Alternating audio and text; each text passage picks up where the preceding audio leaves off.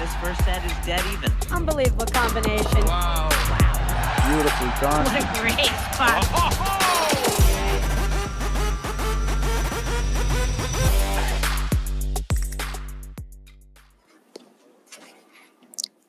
Hello and welcome to the 2025-26 APTA Tour.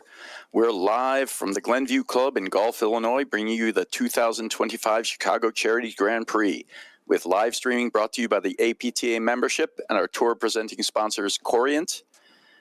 Tournament support has also been provided by the following local tournament sponsors: Illinois Bone and Joint Institute, Wintrust, Viking Athletics, CPTC, Chicago Platform Tennis Charities Men's League, CNSWPL, the Chicago North Suburban Women's Paddle League.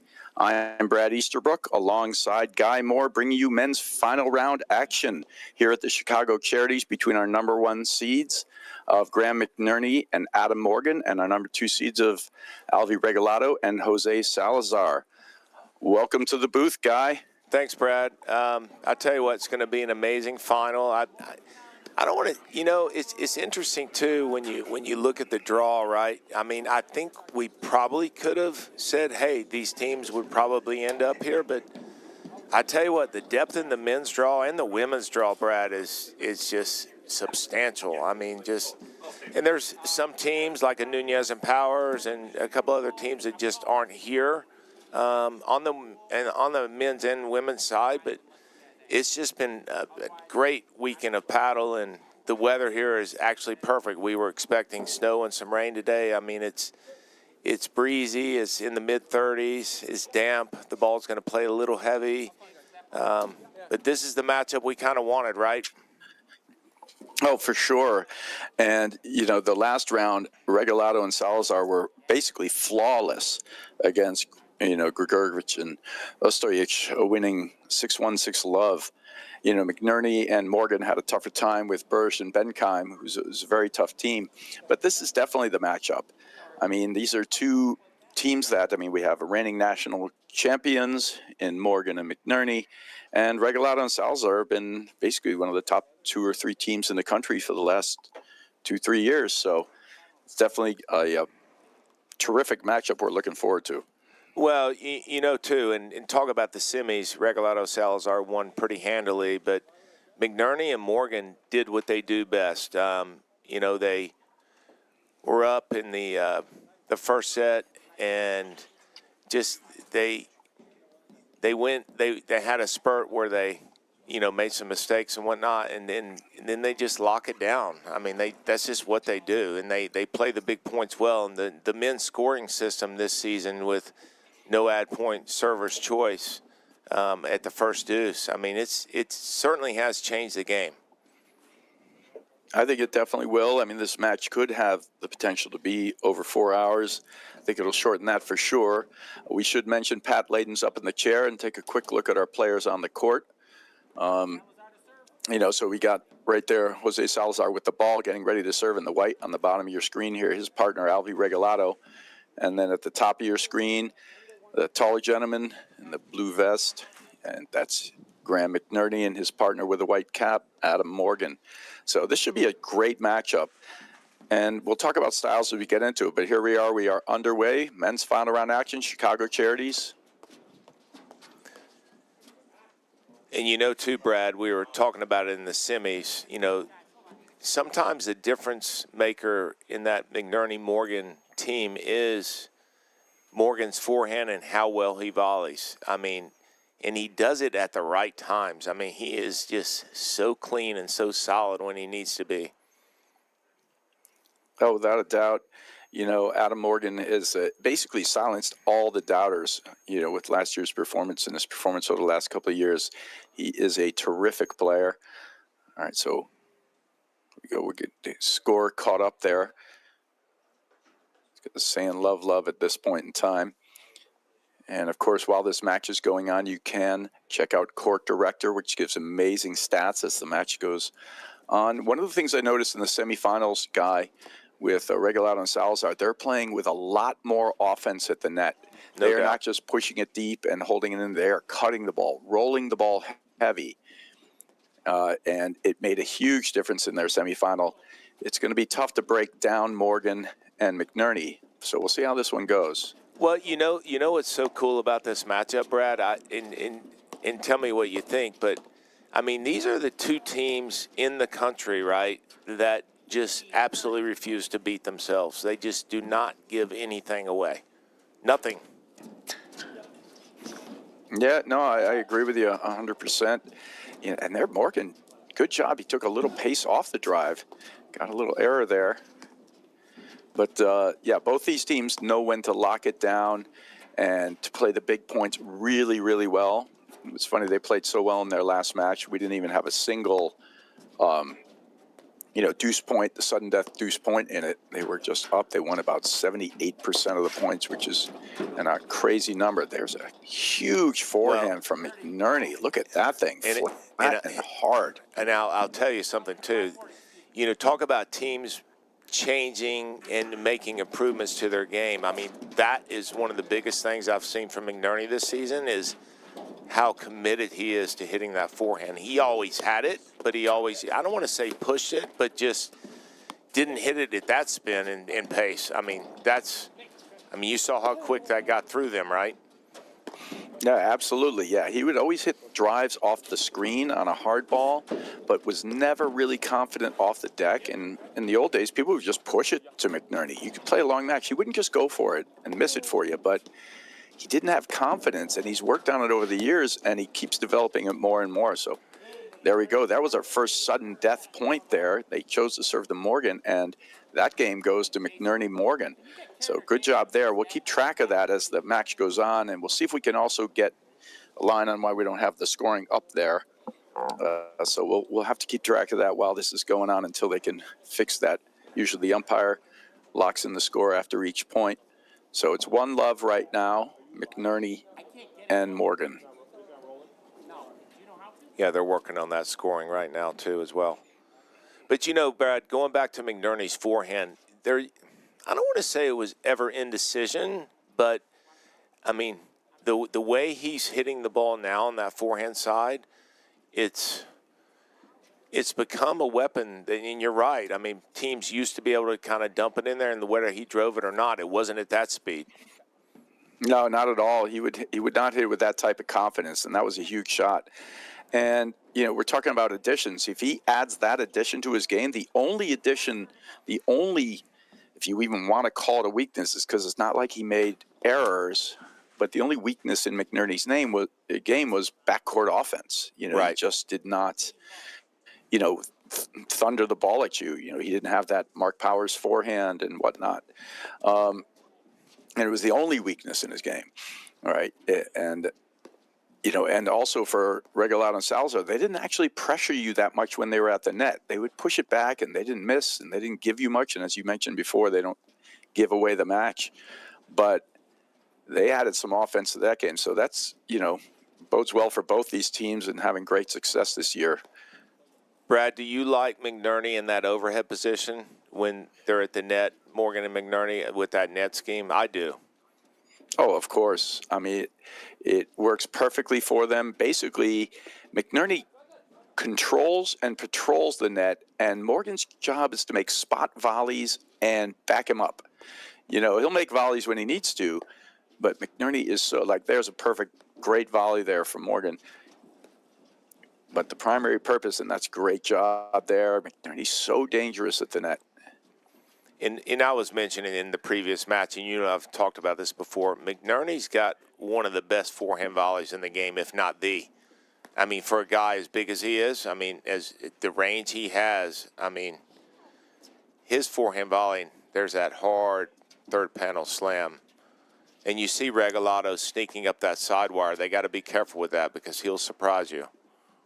Oh, he'll definitely get there here and there, but the one good thing for McNerney Morgan is he's probably the best at the third panel slam, and he uses his height so well. He's about 6'4", so he gets more severe angles into that screen than a lot of guys do, and it's one of the reasons he's so effective at the net. He all of a sudden, and from the same setup, he goes to a third panel slam, then all of a sudden he cuts it low and underneath, or he cuts it short. So it doesn't give you a read as to what he's doing, so it's harder to jump his routes. And you can see with McNerney's overheads here how much pressure he's putting on Regalado Salazar. He's got their back to the screen. Oh, without a doubt. They're just surviving this right now, and they have not had a single decent look to do anything. It's not that Salazar and Regalado aren't looking to attack. They just haven't had a chance. They're just hanging in there. Every overhead is really well placed. He's going to another, and these guys are just scrapping. Wow. I mean, this is a display of how to play the net, isn't it? It is, and also how to just be gritty in the backcourt. No doubt. They're not controlling this point by any means, but they're not giving it up.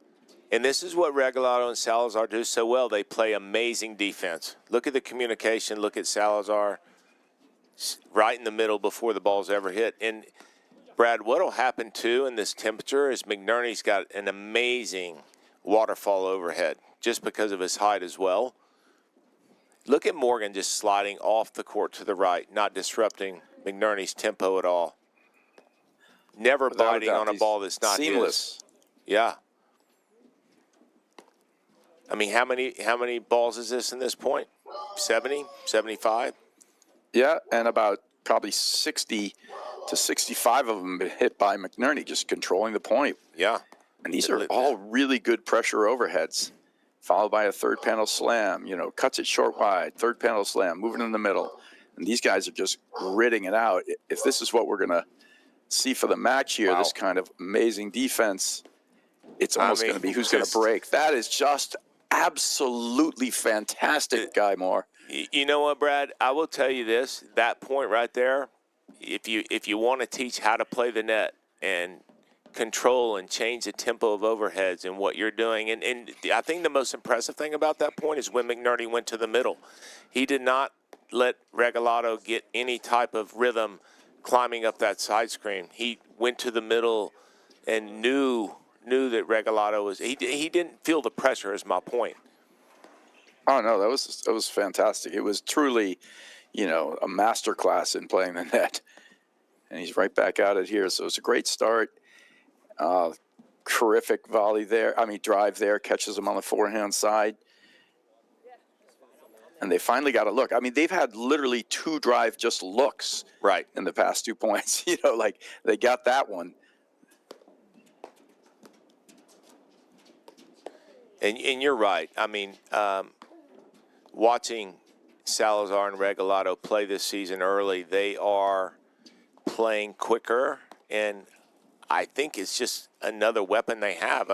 They were so good just staying patient and just refusing to miss, putting pressure on other teams. But I think adding pressure by what they're doing at the net this season has been a big difference maker. It just gives them another layer to be successful. Without a doubt. That's 3 missed volleys there. You're not going to see that often, but great strikes from Regalado and Salazar, taking advantage of what they're given.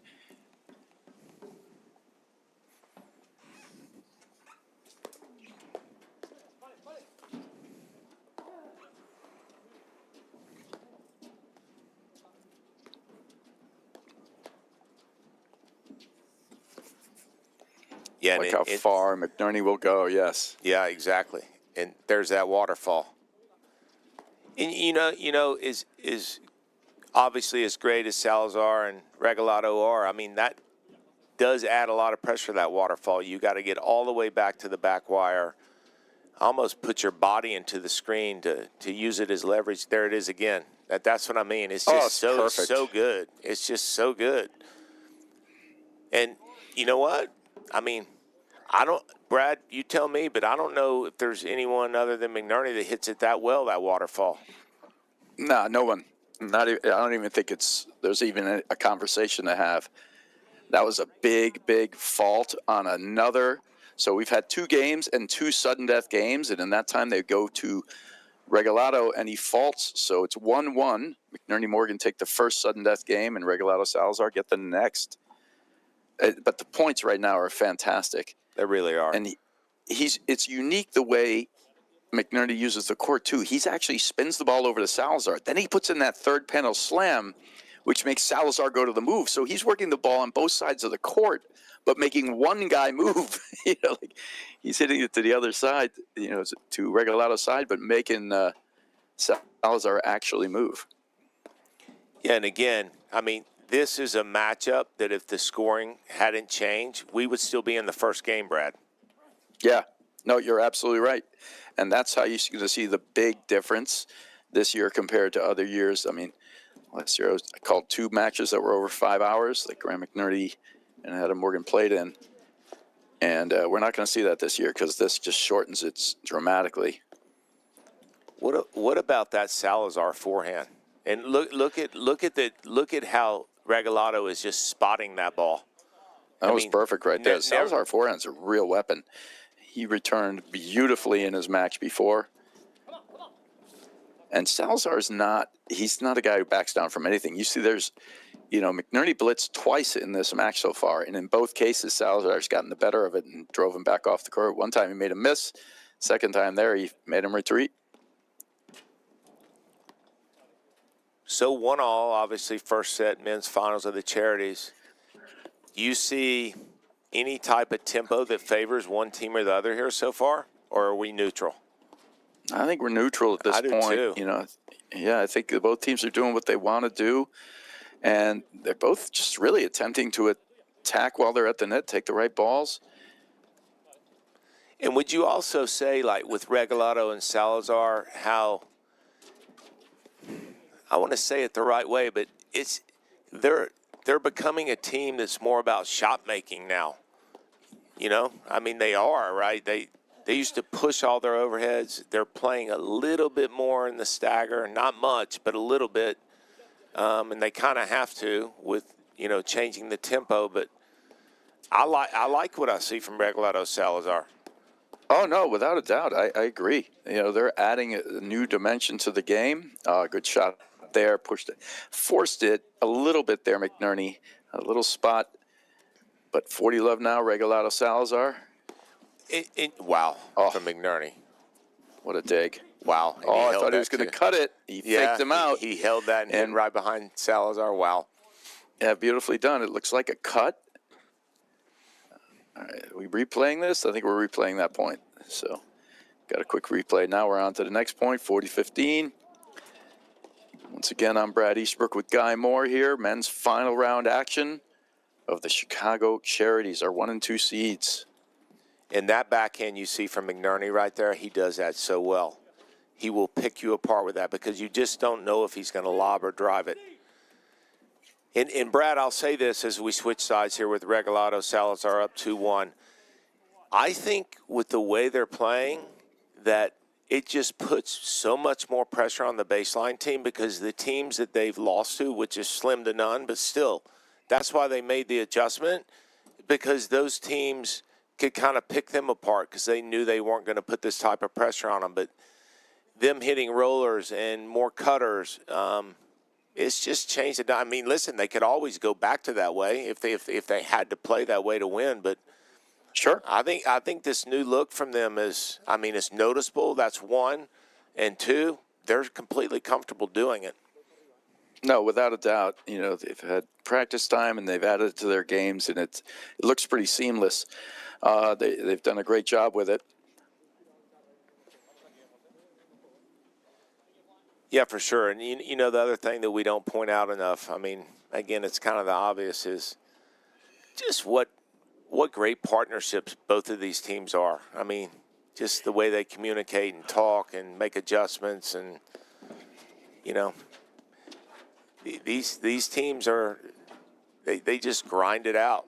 And it's nice to see them, and I think the live stream has a lot to do with it, them going back and watching matches and just making adjustments.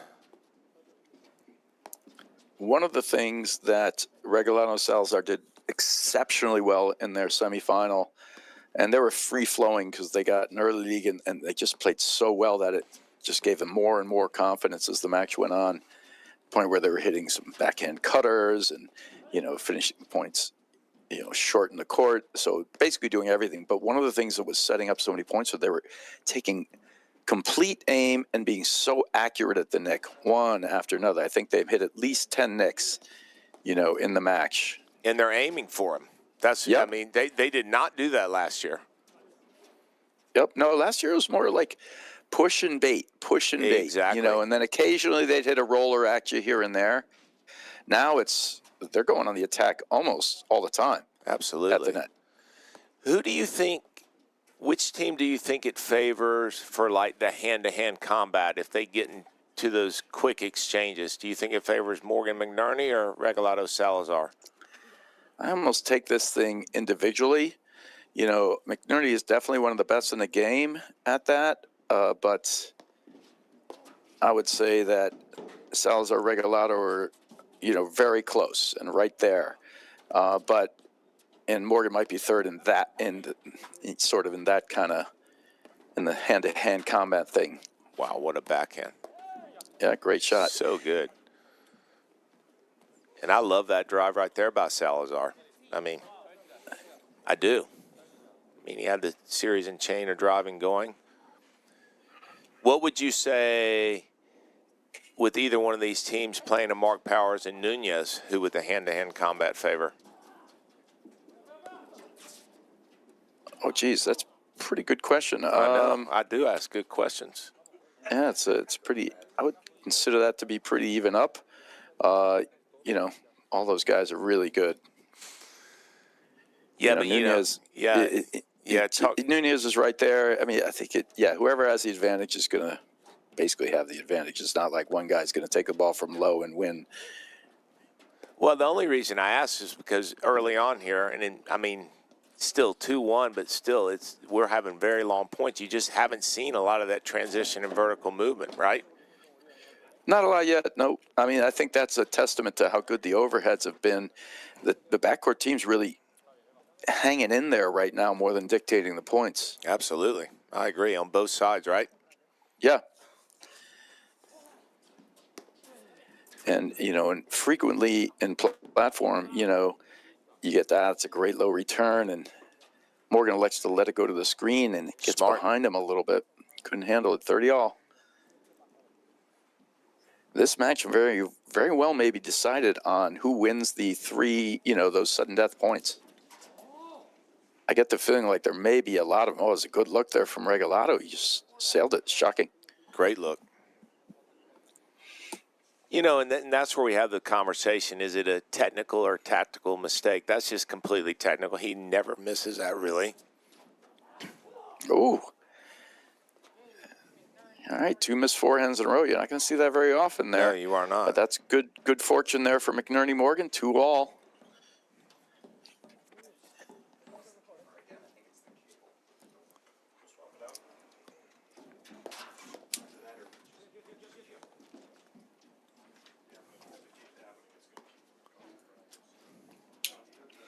Yeah, we should also mention, you can see it a little in the background there, it's really windy out there.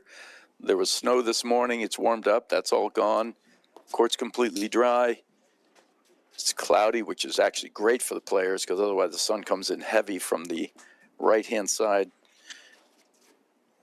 Yeah, it's almost an ideal paddle day. I mean, you couldn't really ask for more. No sun, and again, a little wind, but no weather. It's breezy, which probably will favor the, those attacking net teams, just because it's going to be a little bit harder to control the lobs.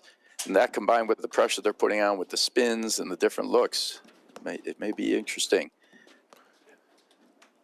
I tell you what, too, early on here, Salazar is just pumping offense off both sides. I mean, it could be the difference early on here. What do you think? Look, Salazar hits the ball terrifically off both sides. And there's a perfect example of, you watch McNerney. He's going to go behind Salazar. Then he goes hard third panel slam when he gets one, and he makes Salazar go left, right, hard third panel slam. That's usually played right there by Salazar. And again, Salazar in the white. Wow, that's the backcourt here. Great ball right there by Regalado. Yeah, he's got a great backhand and a great forehand, Salazar. Regalado, you're going to see 90% forehands. He can hit a backhand, but it's about 90% forehand. Yeah, and he does. Wow, that's a great cover by McNerney. Terrific cover. Yeah, he saw that. Did coming you like early. that shot? I actually like that shot. It was a good time for it. Mix it up a little. I do, because then you always kind of got to look for it. And that third panel slam that McNerney's hitting is so good.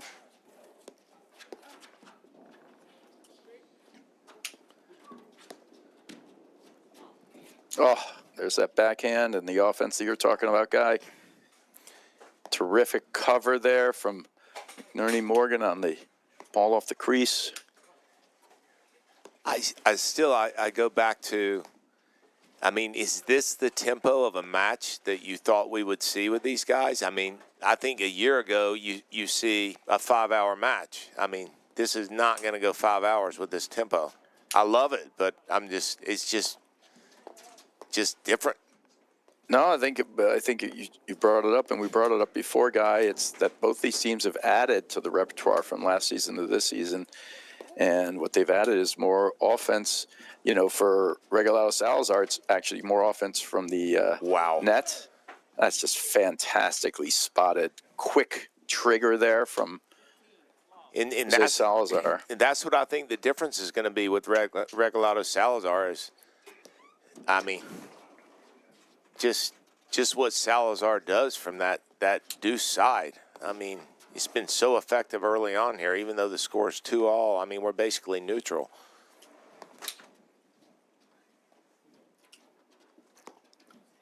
Yeah, and you were bringing up the depth in the game before, and there are certainly some great teams out there and people knocking on the door.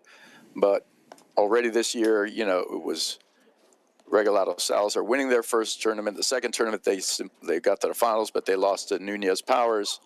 Now here we got McNerney and Morgan winning their first tournament, and here they are in the finals again. So, you know, as much as there's depth, these guys and those three teams have clearly separated themselves. Without a doubt. And I think if we talking about the matchup that huge forehand again. Great. Look at Salazar. I mean, he's just on it. That, by the way, what he just did is not easy. No, a little touch, turn around, backhand down the line. Beautiful. Little squash shot.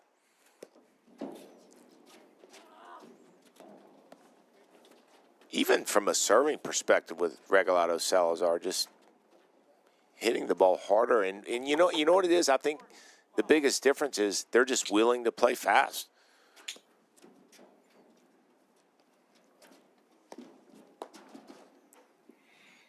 And then the key is while you're balancing those things, and look at that, and we're seeing all the things we're talking about manifest themselves in the match. There you saw McNerney just go for a huge forehand. Most of it, last year he would have just block lobbed that most often than not. Maybe bunted it and with a blitz behind if you thought you were off the net. But let's talk quickly about one of our great sponsors, Guy. Yep, I got you. Corient is the official wealth sponsor of the APTA's 2025-26 season. Corient is a fee-only wealth manager who puts their clients at the center of everything they do. Learn more at corient.com. Yeah, so all the stuff we've been talking about, you know, throughout, it's manifesting itself right in this match. It's speeding up a little. The points are extremely high quality.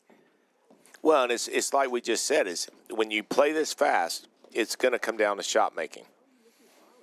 I've never seen, though, McNerney's missed more volleys than I've seen him miss in a while in a match. He's missing a few, and that's a testament to the great drives of Regalado and Salazar. Yeah, I would say right now the difference in this match is how well Salazar is playing. I mean, he is mixing up the drives and the lob, but when he drives, it is hit so hard and so crisp. I mean, the ball is just heavy.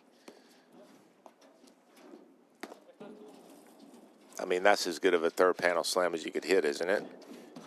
Yep, and here he goes. He pushes him up. Now he pushes it back there. He's just constantly making one player move. Way to look there from Regalado. Wow. Little net cord, and I think it was good. So terrific shot there. And he designed that, like he took that early ball, he read it off the McNerney paddle, and he set the whole thing up. Totally deserves that let cord. That was great. And you know what I like about Regalado too, Brad, is he he's pinching that side screen on the backhand side, but he's moving to the middle so well to hit that forehand drive. He knows what the pattern is, and he's on top of it so quick.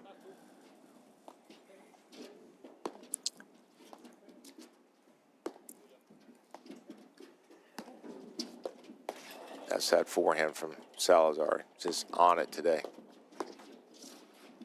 You see how he dips that paddle down, Brad? I mean, how much paddle head speed does he have? Look at Oh, that's a great look. Wow. They're starting to read the waterfalls there, and they're crashing forward, taking it early. Beautifully done. And by the way, that overhead that Regalado just hit to McNerney, that's what you have to do. You cannot give McNerney balls into the backside with his backhand or hit into that first panel, because if you do, he can hold it, and he's very unpredictable.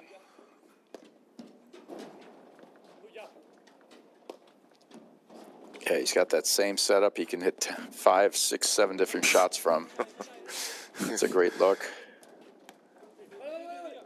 You know, surprisingly, though, one of the things, and I think if we don't start to see it and notice it in this match, I don't think McNerney and Morgan can win. And that is, how many times have we said, oh, Morgan hits drive, they missed the volley, right?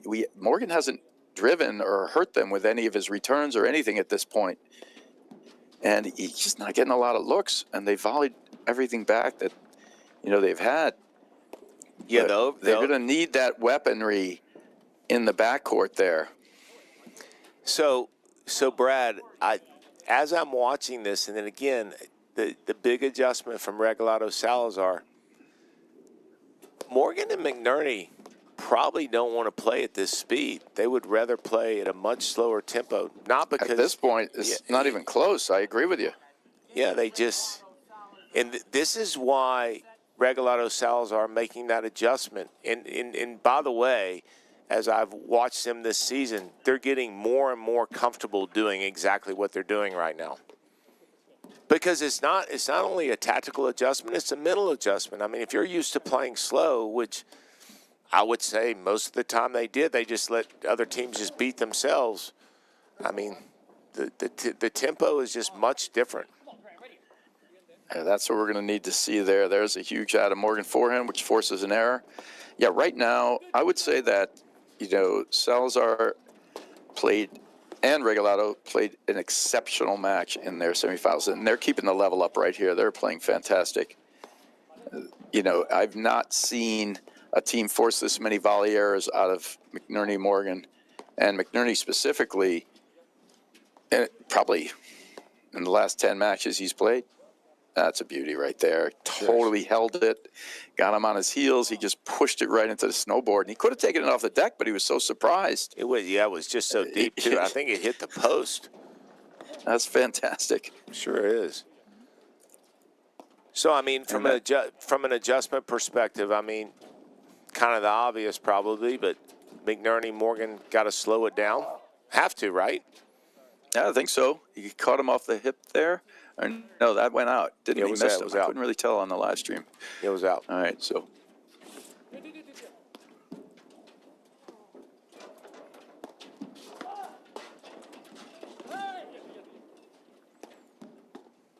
You can see Salazar slide his grip over to that. Look, it's grip right now. You see where it is. I mean, he's ready for the short overhead. Look, he's in a semi-Western grip. Now he went back to Continental. And by the way, I mean, McNerney and Morgan probably have to pay attention to that, because if he's in that grip, they know it's coming. He's not going to hit that soft probably. He hasn't yet. No, he's going to roll it. He can hit a medium roller, but he generally hits an explosive one. Look, he's just flipping his grip around. Look at him right here. Right there. Waiting for it. Here it comes. And the full semi. I mean, he's in a he full rolls it right in there. He's going to go right at the crease here, and you can see it's a great angle when they bring us into that angle. That was a back wire shot, but he'll go right at that. There's one right at the crease. There you go. Right at it again. This time it's a backside. So Brad, too, when they're playing at this speed and hitting the rollers, I mean, think about it, right? When someone's rolling the ball that much, you have no choice but to back up. You have to back up, otherwise you can't defend it. And my point is when you you're thinking about lobbing the next ball or just getting it back, your tactics tend to go away. I mean, they're not creating the patterns they want. They are here because things are a little slower, but a lot of times when that ball's hit with the amount of topspin that Salazar's hitting it right there, I mean, first of all, you got to worry about getting out of the way, and then second of all, just getting it back. So tactics are third. You agree with that? Yeah, I do. I mean, it was clear in the match before that none of these, they're struggling to control these points and control the lobs well enough. The overheads are doing a better job than the lobs are. And it's because they're having to concentrate. It's putting enough pressure on where they're having to concentrate more on just getting it back, right? Not, I'm going to put this right down the line and open your left shoulder. And so it's much harder for them to just get set up for a drive that's coming back. And right now, Salazar and Regalado, they've just done a much better job with that, finding backcourt offense. And you know what it does when they put that amount of pressure on you with your overheads? It eliminates the vertical game, meaning you haven't seen Graham or you haven't seen Morgan blitz at all. I mean, they really can't, and that's what I mean. They're taking a step back because they have to. They need the time. Have we seen one blitz?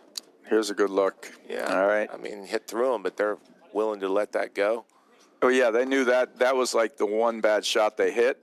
Wow. And the other, what was that? That was a shocker. Like, it wasn't hard. I think he totally got flummoxed, like he thought it was going out.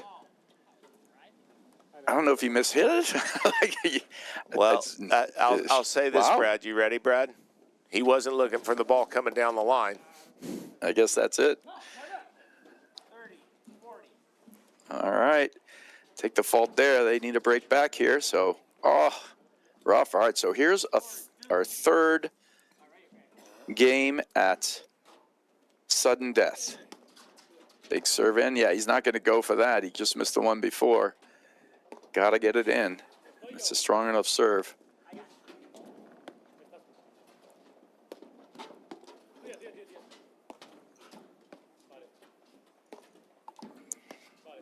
And the nice thing about Morgan and McNerney is they are adaptable to play at different speeds. But I still say, because of the pressure that Regalado and Salazar are putting on them with their overheads, and again, they're just so willing to bail there and so smart. As good as Regalado and Salazar's hands are, just a bad matchup. Someone driving the ball from the service line with the ball above the plane in the net. Why? No, they're not going to come out. You have disadvantage there. Generally, you don't want to play any shots with disadvantage if you can. Better to go back and play it as a neutral shot and just try to win from the backcourt.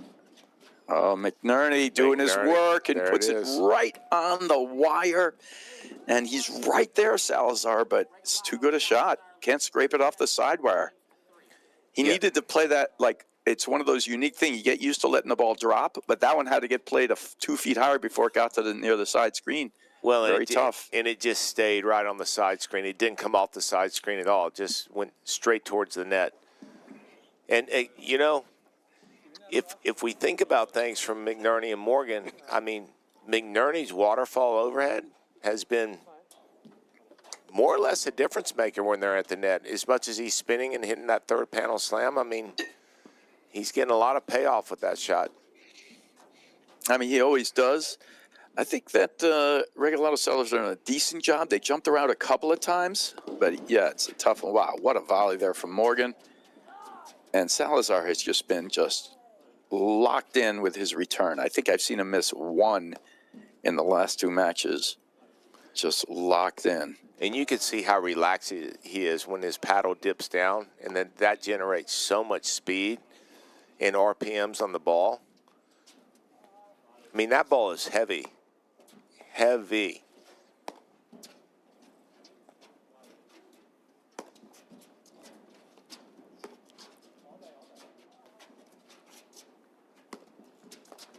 Brad, do you think Regalado Salazar playing a little bit more in the stagger than they have in the past? Or do you see it the same? For sure. Yeah. That's a great look again. He sees the up and down overhead, and he comes in and cuts it off. Such a smart overhead by Salazar. They're not trying to jam it into that side screen when McNerney was more or less at the light post there.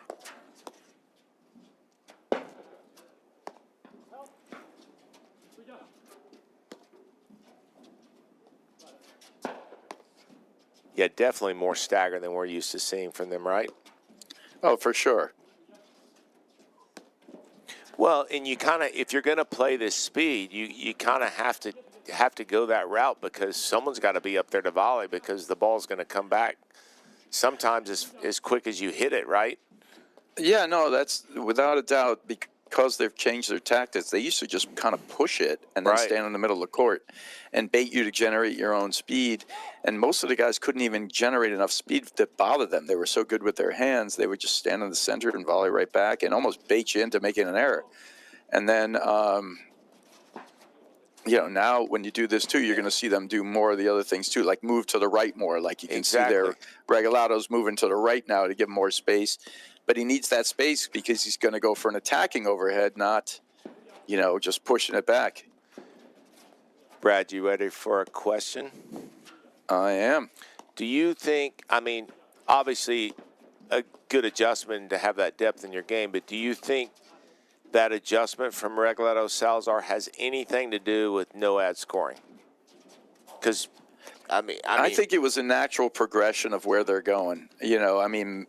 Maybe, but I think it was going there regardless of the exchange. Maybe it's even more beneficial because of that, but I think it was heading in that direction without a doubt. Yeah, I think it kind of goes hand in hand. So, it is a good adjustment. I wouldn't even call it an adjustment, a good addition. Yeah, it's just they're just. It's hard to think of them as only playing for like 3 years, but that's really kind of where they're at. It's just people don't come out of the box with the success they have.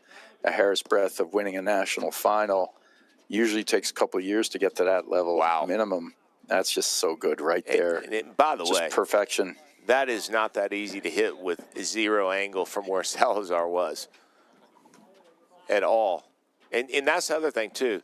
We want to point it out. They are aiming for the nick. It's not that they're not. That's kind of like a Mick or Doya or Parsons used to do, just aiming at that nick all the time. And when you do that, it speeds everything up. And that's why when we talk about the stagger, you have to play more in it because when you speed it up and you have somebody's got to be there to cut it off because it'll shoot off the screen once in a while, and then you have to be up to volley. For sure.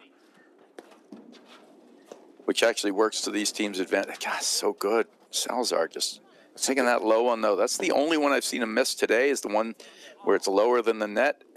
He's trying to hit it up and over with the dip. Yeah, he's feeling it. He's feeling it in a good way.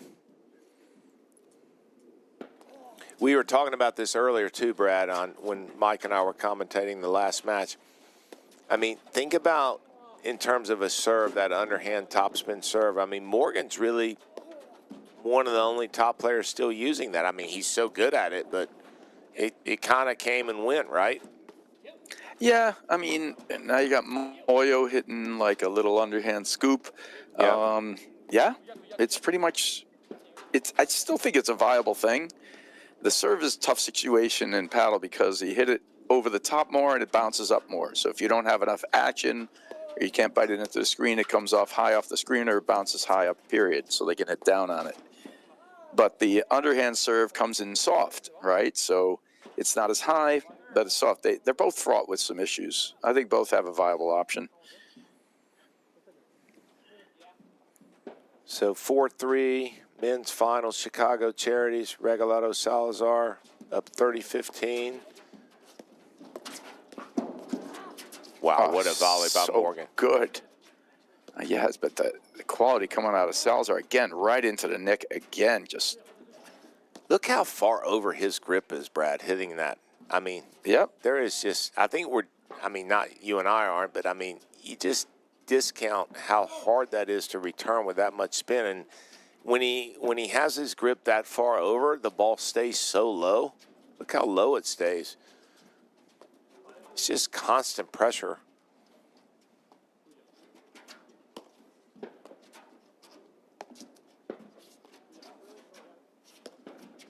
like that. You see how low it, I mean, it's just.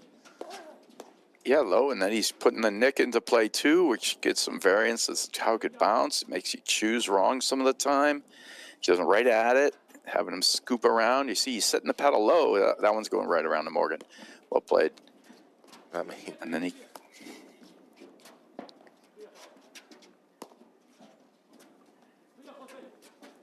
And also, I mean, very much so, the way these guys are playing now too, like a lot of teams do, Salazar's doing 90% of this overhead work.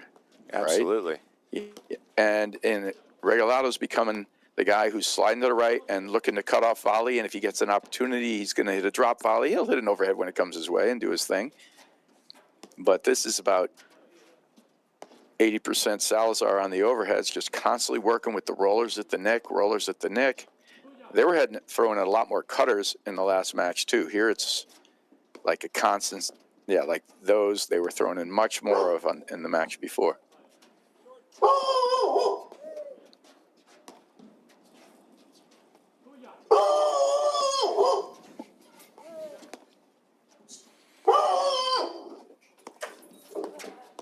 Big Morgan forehand. They got to be careful with that. They don't want to let that get going because that forehand of Morgan's is a difference maker. I mean, you would. Oh, no question. We haven't seen enough of it, to be honest. Exactly. And if they can't make that become a difference, I don't think McNerney and Morgan are going to win this thing. Wow. What a get by Regalado. That's craziness.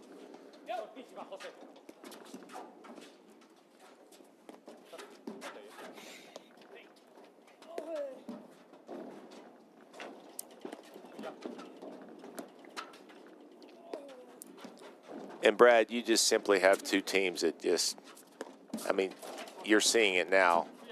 They just don't give anything away. They just simply don't. Oh, just long.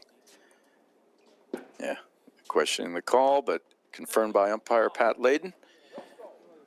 30 all. These guys are fighting hard for every point. Both teams. See if McNerney and Morgan dig in here, level things off. I tell you what, that is a great volley by Morgan with Salazar right in his face. I mean, redirecting that down the line.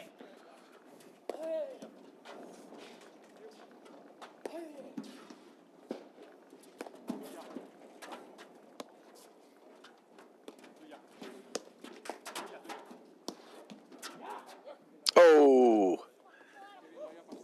You like that shot? I don't really love any ball lower than the net. It's hard for me to love it. But he's quick with it, and he sees a little space. But those are the only drives he's missed today. So on one level, it's surprising, and he is going to a spot. And on the next level, it's just hard to execute. I like it if he makes it. Of course you do. I mean, that would be an easy answer. The only reason I will say I like it is because where he was trying to locate it. Well, I get that. But don't you think where he's trying to locate it from a low position is not so simple? I don't disagree with you. Hey, Brad, you're not wrong. Yeah, there you go.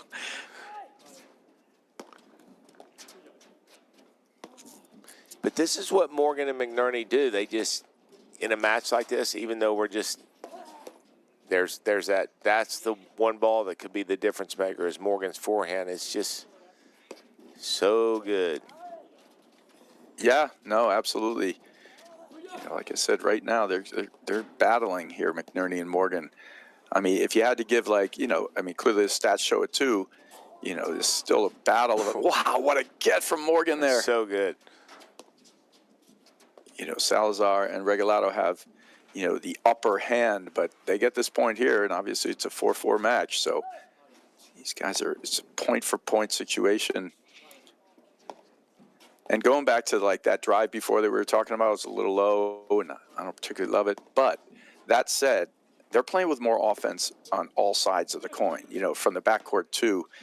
And as you're doing that, I think they're still on the plus side of everything that's going on. So you're going to break a few eggs here and there, and nobody's going to have a perfect match, where you're not going to miss one Yeah, I mean, if you're increasing that lob to drive ratio, which they are, just wide. Slap shot forehand from McNerney, just outside. So we're getting another. This is our fourth.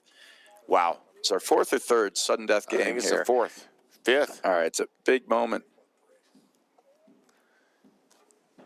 Our production manager, Cal, says it's 5. 5. That's crazy. Wow. Oh, look at wrong foot. Some big forehand in the net. Oh, my goodness. Regalado Salazar up 5-3 in the first.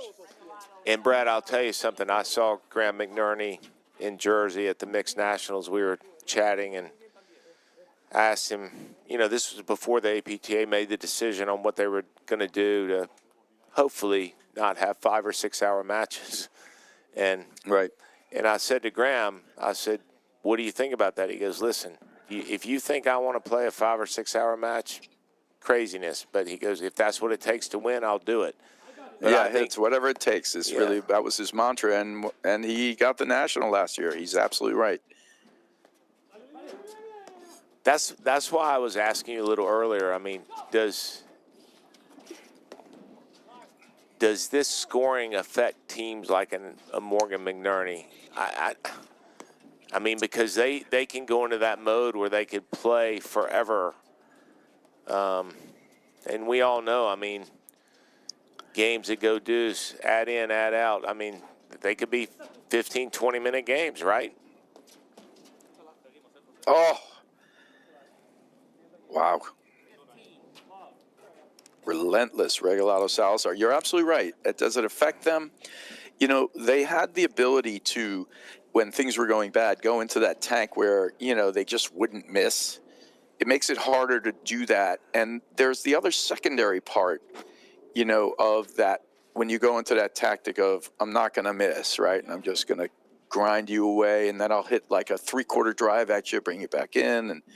And it's like, it's the mental pressure it puts on somebody. It can break somebody down, in fact, and then they start making a few errors, and then you can open your strategy back up or just keep it going, lock them down. It makes it harder to use that. And teams that rely on that to some degree, it's going to be harder for them. I think it'll be harder for, your good old buddy Drew Broderick. I think the scoring strategy doesn't help them more either. That's why it's in. Yeah. Do you like McNerney driving more balls with his forehand? I mean, I think it was a weakness, and the better he gets at it, the better his chances improve.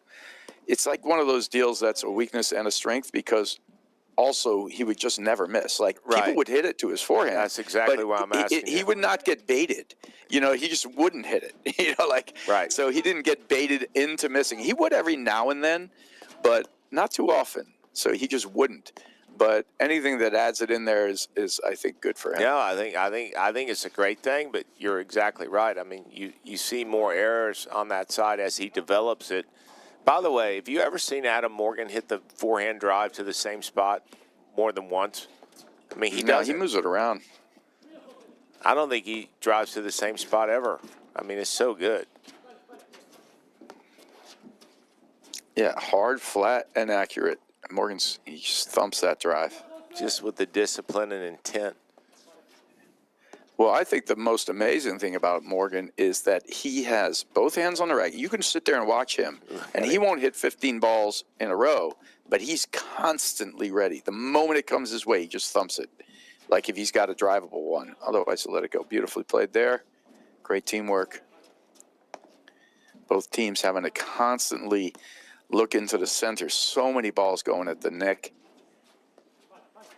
And you're right about Morgan with his left hand, like much closer to his right hand. Like McNerney's cradling the paddle with his left hand. Look at Morgan. He's got it down there, so he can go both wings anytime he wants. Yep, that two-handed backhand, which McNerney really doesn't have. So.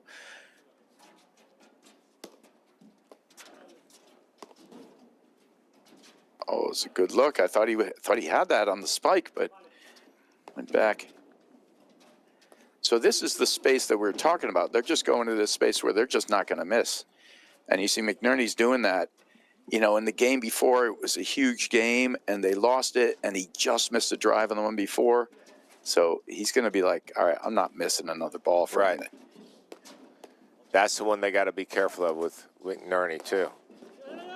And, again, great get, but you go to that backhand of McNerney off the deck, he is just too unpredictable. Ball's either got to go the hard side back. Because what happens, too, Brad, is when you go to his backhand over there, the person that's in the volley position has no choice but to stay on their line. So the overhead players probably playing the overhead position or 90% of the court. Agree? Yeah.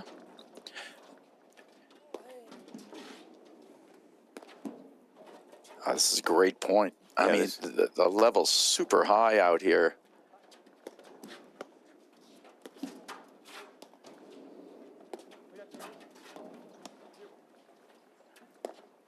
Salazar and Regalado stay this way or they switch?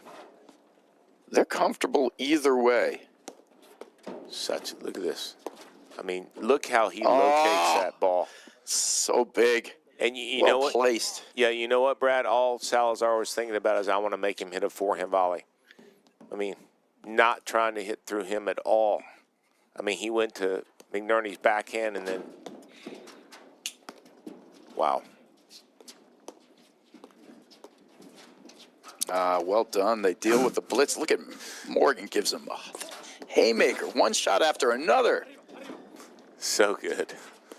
So good is right. They took every one of them and then just transitioned right back. Can't do better than that. And then he comes right into his own drive. Good switch. I kind of like this look with Salazar and Regalado. I mean, it's a natural switch there, but I mean, I they think 100% can do it either way. Yep. It works a little differently like this, and it's good because it changes up the way they do it. Salazar is actually going to look for his backhand as he moves up the wire. You know, you can see Regalado, he'll hit the backhand, but he'll mostly go in there. That's a big one right there. Finally catches the crease.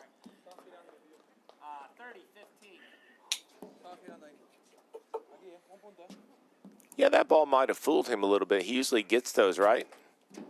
Usually, I think it was actually just perfect right in there, and it just shot out before he could even get up the line. It was just, oh, that's a good look. And there we go. That's the shot that is, you know, if you have Morgan's forehand get going like that, he just places it so well, and he is so committed to it. That's a great duck there from a 6'4" guy. That's a massive forehand. You're right, and we talked about it before. You know, Guy, if we don't start talking about the Morgan forehand, like that's a huge forehand, they're not going to win this match. We're going to need to see it. Absolutely. Two things from Morgan that will be a big difference maker is his forehand and his clutch volleys.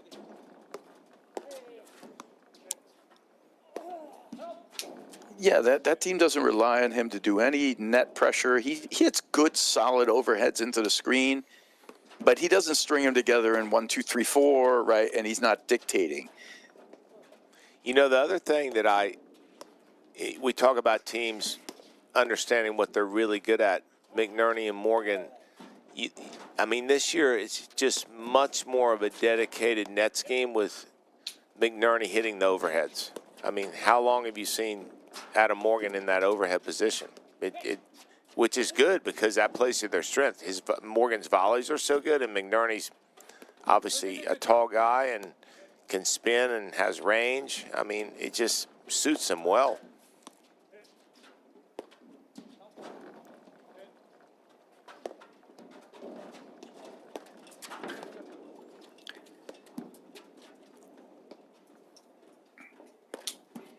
I love this camera angle from the producers. You can see the difference. Like when Morgan's hitting the roller, he's mostly just going deep, but it's not coming right at that camera angle. He's not hitting it right into the crease.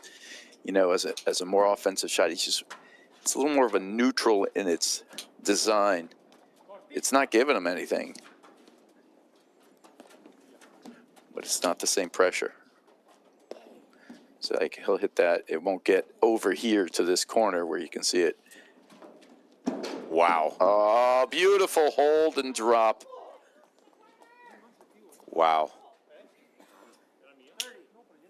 And I was just going to say, I mean, that wasn't a volley. It was a drop shot. But I've said it numerous times. McNerney has one of the best forehand volleys in the game, especially for someone his size, as tall as he is.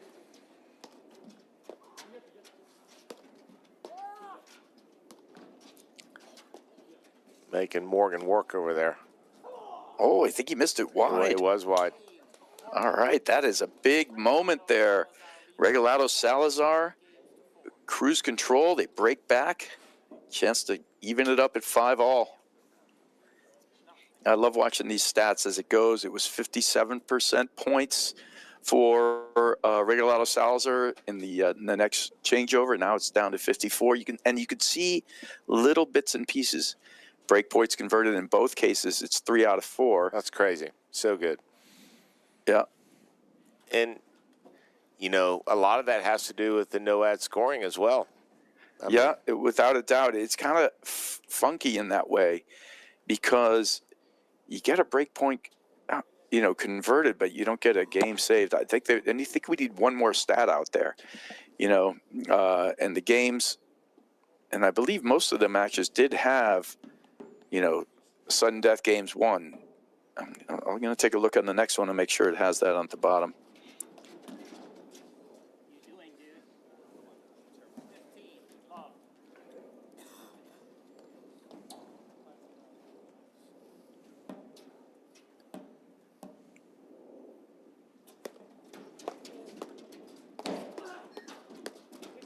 There's Morgan's volley. I mean, it's just.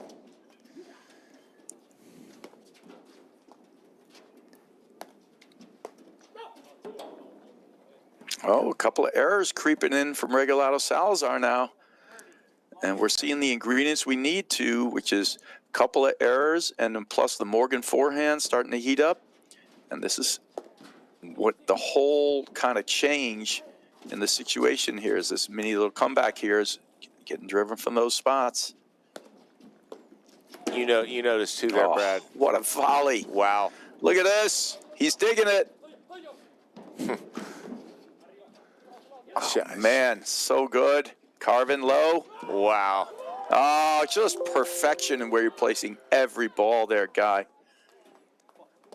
I tell you what, Brad, too, it's interesting because I think Morgan and McNerney, as this match is being played pretty quickly, they just have more rhythm at this speed right now, too. It took them, that first part of the set to dig in, but they are, right? They're comfortable at this speed. And not only that, Morgan's getting more of the looks that he wants, specifically his forehand. Yeah, is he getting more of the looks? Is it a little bit because also that McNerney's taking a few less looks on his? I mean, is it that, or is it just that they're giving him some looks? You know what? That's a great point, actually, because you saw a few games ago he missed a couple forehands and he stopped driving it. So now Morgan and they're doing better now. Exactly. Oh. All right, 40-15 attack volley there, pushed wide.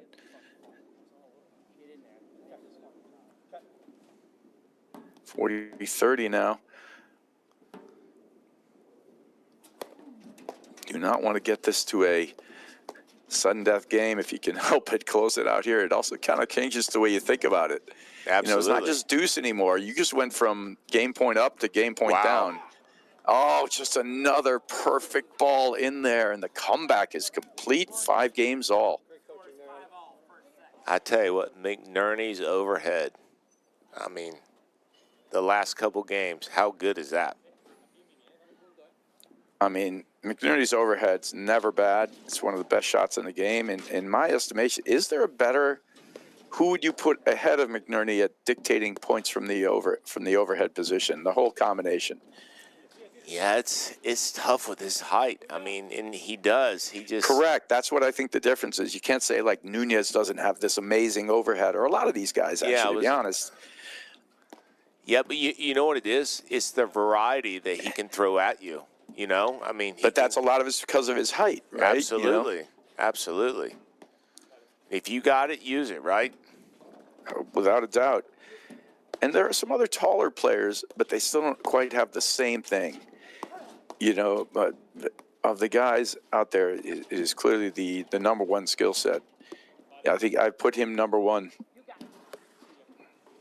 Yeah, and that's why I think that Morgan and McNerney are, more dedicated this season than last year, putting McNerney in that position. And the guy's in great shape, so, he can hit 100 overheads a point if he has to. He has. Although usually he's so good, he can break him down before that.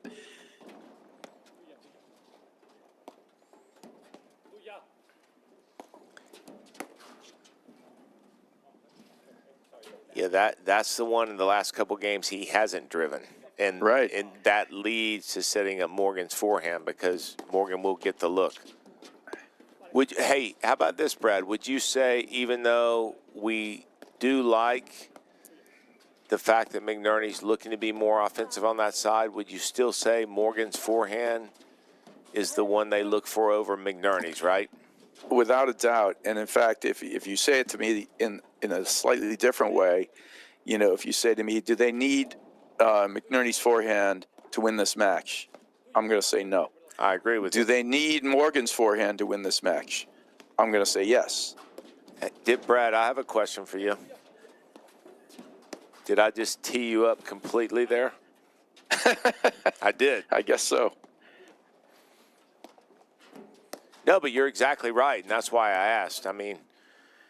It's just looking at that, and even though Graham doesn't want that to be a spot you could just dump a ball to, you can't bat 500, right? You can't miss as many as you make. Yeah, and there's going to be a learning curve with all this stuff as he keeps improving, and it definitely is improved. We've seen bits and pieces of it, but it's not that automatic or super consistent one. That's just a great shot, a little overhit on the drive into the back screen, and the overhit to the back screen, and pay the price. And even though we're coming up on an hour with this first set, if it was regular scoring, we wouldn't even be near where we are. No, I think it would be like 4-3, something like that. Absolutely.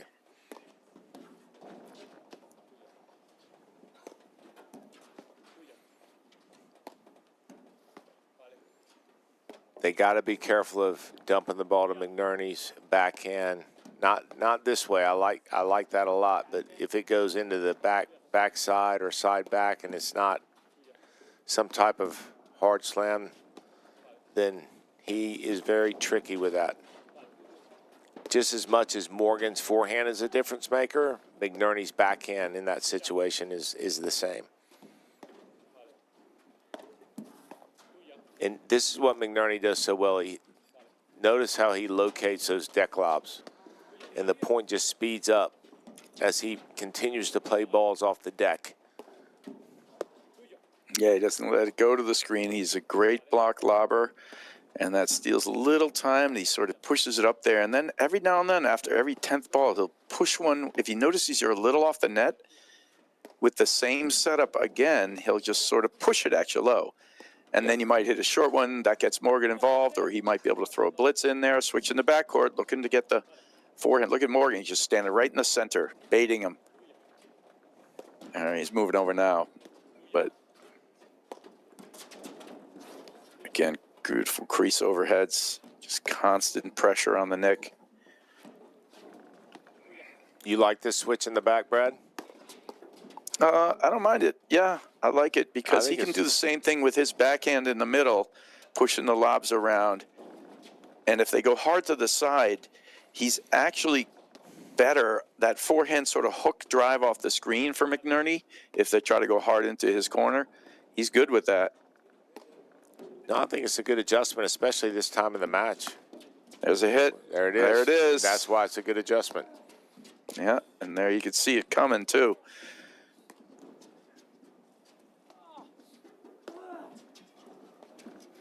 Great defense from Salazar over there in that corner. Regalado switching back.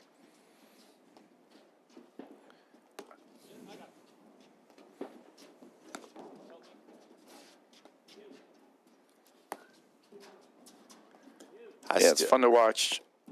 Salazar, sometimes you can just isolate and look at him. Watch him switch his grip. He'll have it in a count, and he goes to the forehand. As soon as the lob goes to a certain place, he switches his grip right away for an attacking ball. Look at that beauty.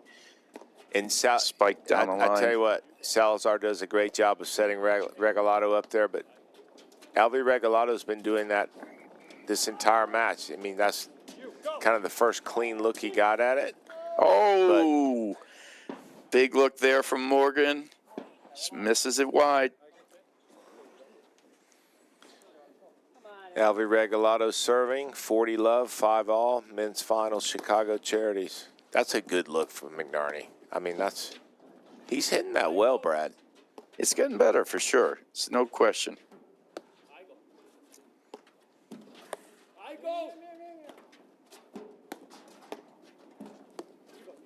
Well, you know what? What changes because he is willing to drive is teams can't just hit the ball there and not know what's coming next. You know, now it's a little bit more unpredictable. Wow. Oh, that's a great combination. Nice digs. He goes roller, cutter, and then inside out forehand. Beautiful.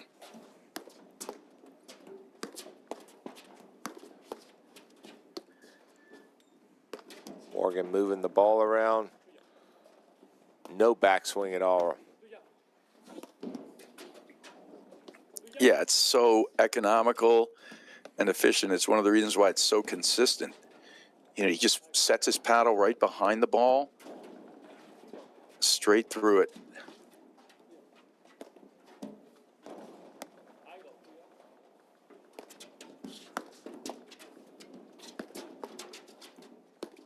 A little one-hander, Brad. You got that? Yeah, that's had some flair. It did, didn't it?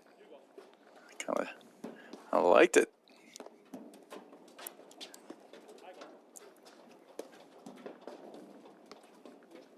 Yeah, these guys have hit more rollers and cut overheads than they did the entire season last year in this game. That's just a great game there for Regalado Salazar. They're not able to close it out at 5-3, and they don't panic for a second. They just get back to business and play a flawless game. Good job. That's the one negative I will say when they switch sides from Morgan McNerney. The defense, if they're getting it into that side screen on the backhand side, if they're able to find the backhand behind him, isn't quite as good on Morgan's side. So the bonus is they get the forehand, the attack in the middle more, but well, McNerney just has more range because not only that, he uses one hand on his backhand. Yeah. So, I mean, with his length, it's just.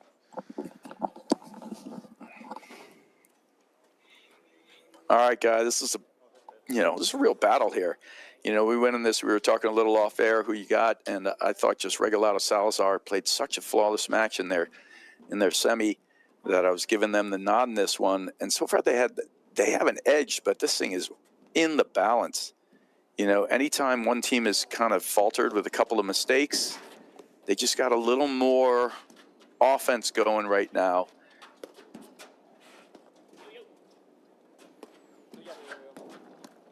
I look for Regalado to do a really good job of setting up Salazar's forehand this game.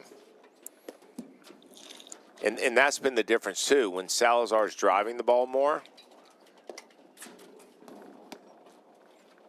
much more successful from the baseline. That's a great dig. I mean, think about it. How many forehand drives has Salazar hit in the last 3 or 4 games? Not much, right?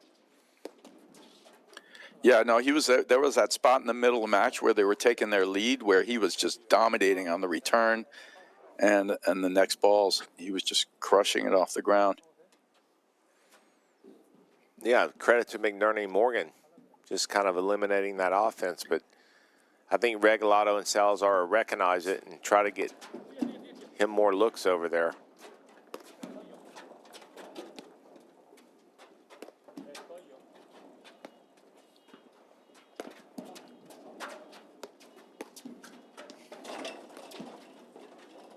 So, Brad, how does Regalado move the ball over to Salazar's forehand? I mean, he's going to do, there's a good shot. Basically, anything you put gets down the line is going to start doing that. Because if you don't move the ball cross court, then you got to deal with the Regalado forehand. Great volley. Good step volley there. I mean,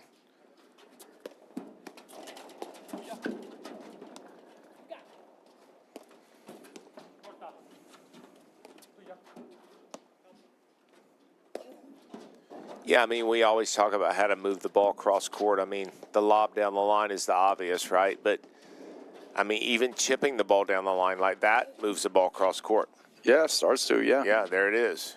I mean, because as we all know, the team at the net wants the team on the baseline to feel like it's 2-on-1. The team on the baseline wants the team at the net to feel like it's 2-on-2. And that just comes with moving the ball. I'm going to look for Salazar to really slide over to his right and go after one of those forehands. Yeah, he's just surviving right now. There's a good little shot. But they're volleying too well, keeping it deep. Really are.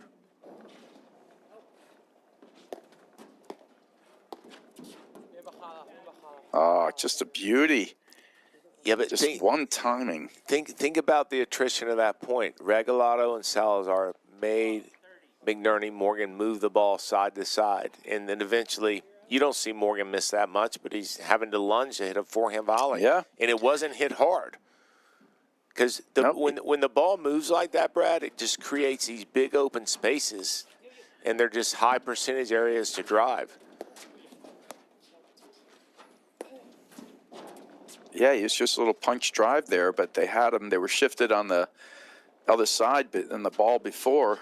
Right. And then they had to switch the ball to the other side, and then it was a quick little punch drive, and he had to cover all that space. Wow. That's going to get there easy. Yeah, not the best drive there that time from McNerney. The drop, I mean.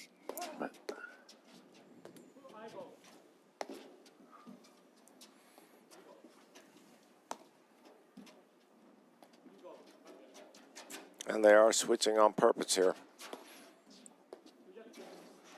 You look for Salazar to really go after that back inside of Morgan over there? I do when he gets the right ball. Yeah, he's coming. He should be coming now, yeah.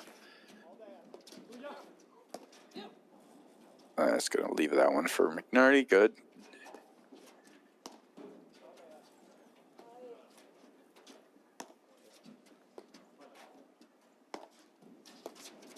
Wow, that's a great ball from McNerney. Look at that range.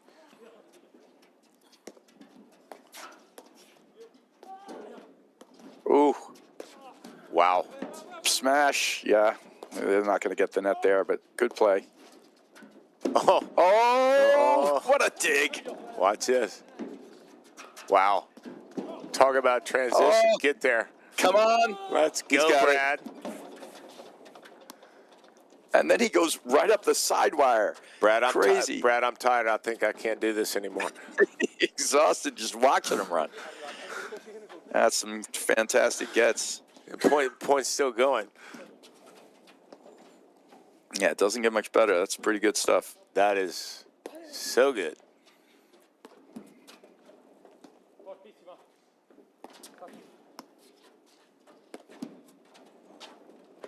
That's a big point here. It could be 3 set points for Regalado Salazar, getting it to 30-15. What a big difference.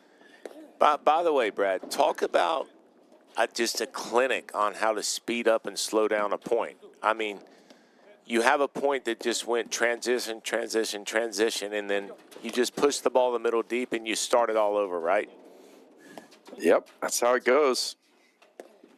And you find a way to start your progressions again, but when somebody neutralizes, you got to be hanging in there. Wow. Regalado has got his gets. paddle wide open because that ball is, wow. Spinning him. Oh, great defense. And the presence to just keep his paddle down, track the ball, wait for it to get into a spot he can manage. Here's where the attack comes. Nice move. Wow. Oh, this point. What do you mean? Oh, wait. No way, what guy. do you mean? That's all I can say is, what do you mean? Oh my God, what are you talking about? Look at this inverted fall away and then the cutter drop. That is a fitting way for that point to end. Wow. And it almost belies what a huge point it was. 5-6, first set, love 30. And just the point played by all players there was absolutely astonishing. It's one of the best points I've seen. That might be the point of the tournament. Oh, it's without a doubt that I've seen this weekend so far. And because it was a big moment. Serving to stay in the match. And you've been battling it uphill the whole way. Oh, pushes this one long. It's a little paddle flip there from McNerney. All right, 2 set points for Regalado Salazar. Wow. All right, just in Salazar's just been crushing returns. And the blitz behind. Cut off by McNerney. And notice, too, when he blitzes, Brad, he's only looking for the ball coming at him. He's not, in that environment, willing to lunge and try to make something out of nothing. You know why, too, though? Because he trusts where Regalado is. I mean, he knows he's got coverage.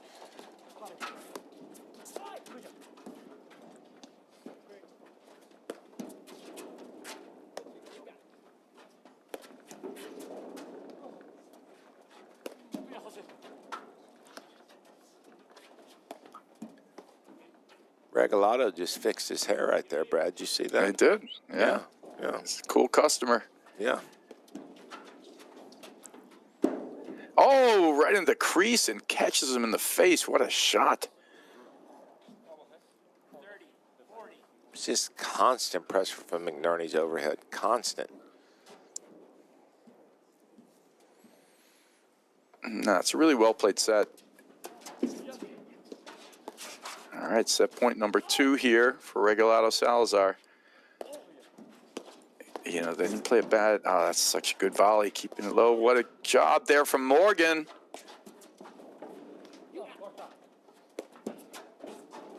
Yeah, McNerney, Morgan kind of live on the volleys of Adam Morgan and his forehand drive. I mean, and I'll say McNerney's overhead, but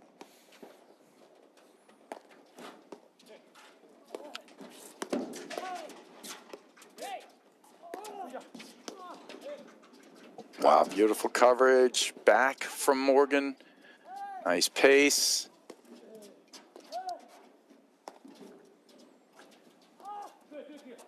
Oh, just fighting them off.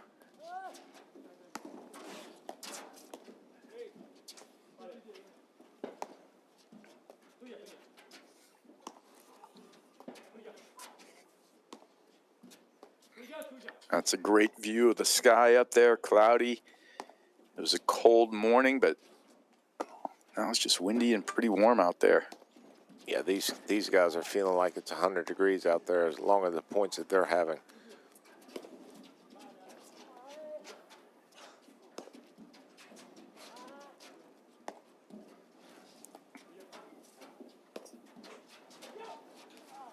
Great cover by McNerney. Yeah, you know, it's a constant, you know, thing. And one of the things we're watching is you can see how seamless these guys are covering. If you want to make it and crack into the top, you better be that good at covering all those balls. Because the amount of balls that are going into the nick by these players and right at the crease, it's pretty constant. If you can't cover it that way, you know, then it's going to be, you're really not going to crack into the top. Yeah, not in today's game. I mean, especially with what we're seeing here. I mean, even though this first set's taken, you know, close to an hour and a half, it's a fast-paced match. Look again, right there. I mean, another how many one times right in a there. point? Yes. Oh, this is fantastic. I mean, this is set point down, and it's the same point we saw right in the middle of the game, the end. These guys are just battling each and every single point. Just right now, the biggest difference has been, to me, you know, Salazar and Regalado just have been able to find a little more offense. Both teams have had great success at the net. When they get there, they just got a few more missed volleys out of them and been able to attack them a little better. Yeah, when you have a match is this close too, it's just going to come down to, I don't know, who gets a little luckier and who makes the bigger shot at the bigger time. I mean, it's that close, right? It is.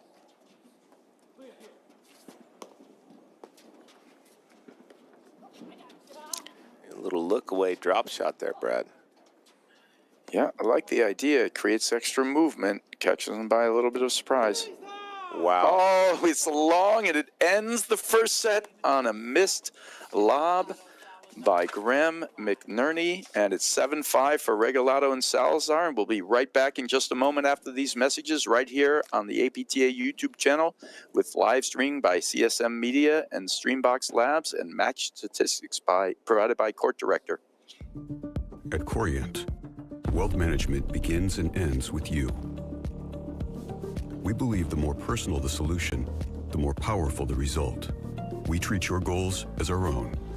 We never lose focus on the life you want to build.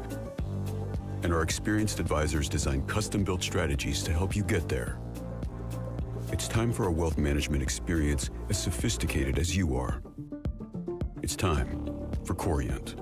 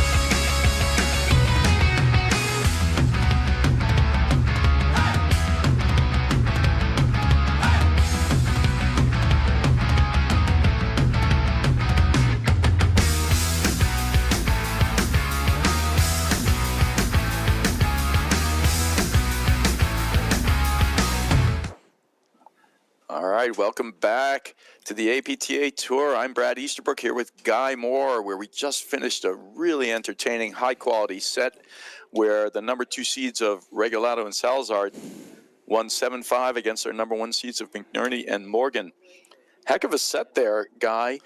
Do you think there's anything that McNerney and Morgan have to do differently in this set, or is it more like it's just high quality? And You know, great question, Brad. I would just say that, and we've said it numerous times, I mean, from the I love what McNerney and Morgan are doing at the net. I think that net scheme with McNerney in the overhead position and Morgan volleying balls, I mean, it's just so good. I just think Morgan needs to get more looks at his forehand. And even though that set was as close as it was and an hour and a half long, I would say that I almost want McNerney to go back into the mode where he lobs not missing at the forehand. Exactly, because honestly, as close as that set was, I do believe that's the difference. I mean, and I'm not saying in a negative way. I just think that you look at McNerney and you say, hey, this guy just does not make mistakes. And I respect it, and I love the fact that he's hitting his forehand. I just think that, I mean, in a match this close, there's very small differences, and that was probably it. What do you think? Yeah, no, I agree with you, and I think we did say it before when we were talking about, do they need, McNerney's forehand to win this match? They really don't, but do they need Morgan's forehand? They do. I also think, it's just in certain spots in that, just Regalado and Salazar, they played great defense as always. They just were able to get McNerney and Morgan to miss more volleys. They just had a little more backcourt offense. So I think at this point, it's because of that. They also, McNerney and Morgan, they don't have any room to play around with. They can't afford to lose one more point taking a flyer on a McNerney forehand, right? Their window of winning this match is gone down, and even after it's gone down even further after this first set, because Regalado Salazar played a really, really good set, and they've got a little more offense in the backcourt. When you think about it, off the deck, then McNerney and Morgan do at this point. So, yeah, I agree with you entirely on that. And it's going to make the match long. But that set was my goodness, I'm sure that was a good hour and a half. That set, just about. Easily. So.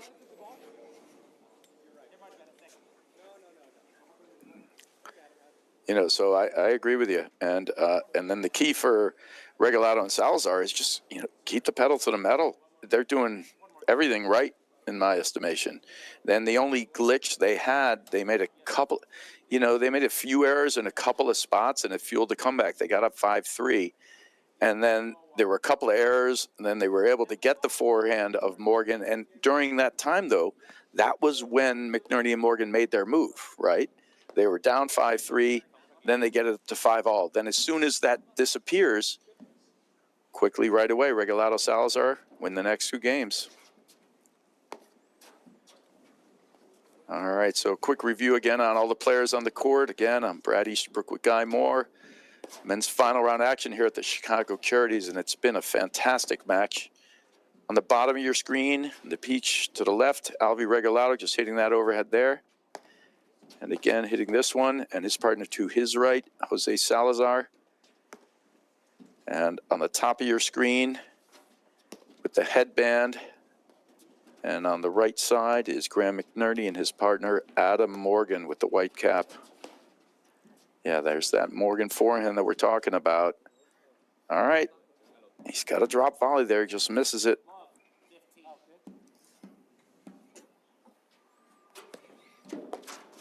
Do you look for Regalado and Salazar they're in the position now with putting Salazar into that overhead position because of how effective he's been in the first set? Yeah. Yeah, no, I like that. Great hands, great dig by McNerney.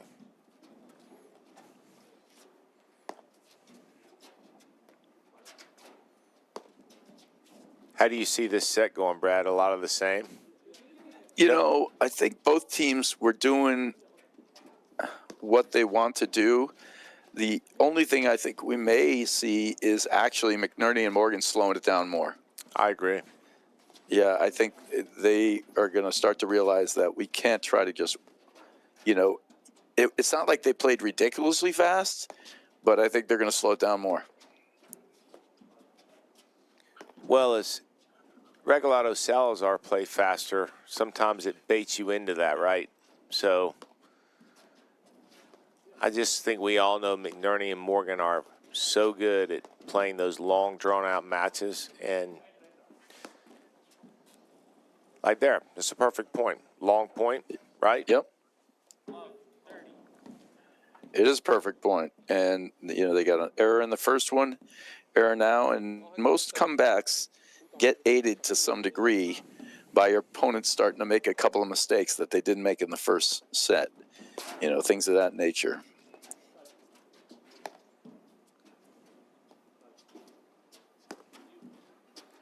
Yeah, so Regalado,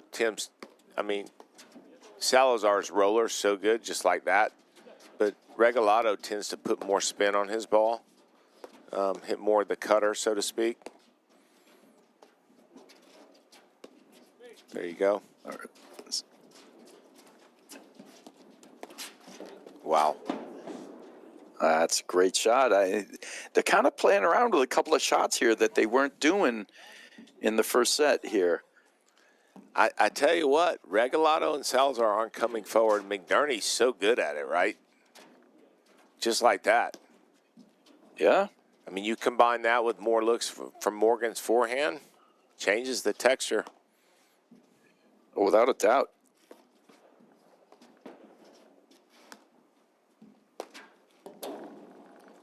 That's what we were talking about. Those are just not the freebies you're used to seeing from McNerney. You know what it is, Brad, as I think about it, and I'm watching this develop, I think the more time McNerney has to think about driving his forehand, the less he should. If it's That's a great point. I think that's a great point, Guy. If it's bang, bang, then let's go. If it's not, lob the ball.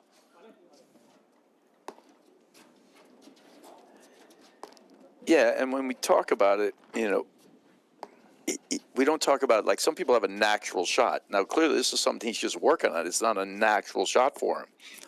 And, when it becomes this thing where you got to think about it, the bang bang, you got to let the instincts take over. And I agree with you. I think he's much more successful. And I think that's part of why people were, in the old days, hitting the slow ball to him, because you'd have to see it and see it come. Now, while he is starting to learn to hit that one better, too, I don't disagree with you.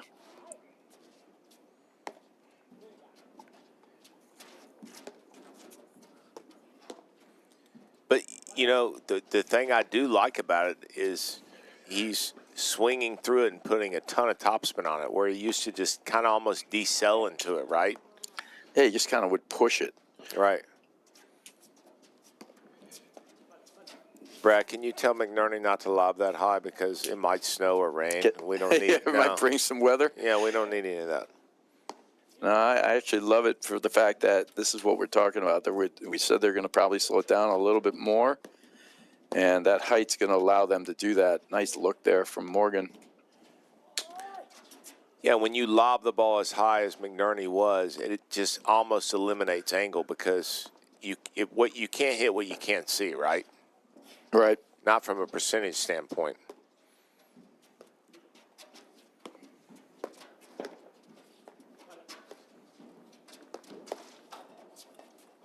I tell you what, they've slowed it down and they're getting Morgan more looks with his forehand.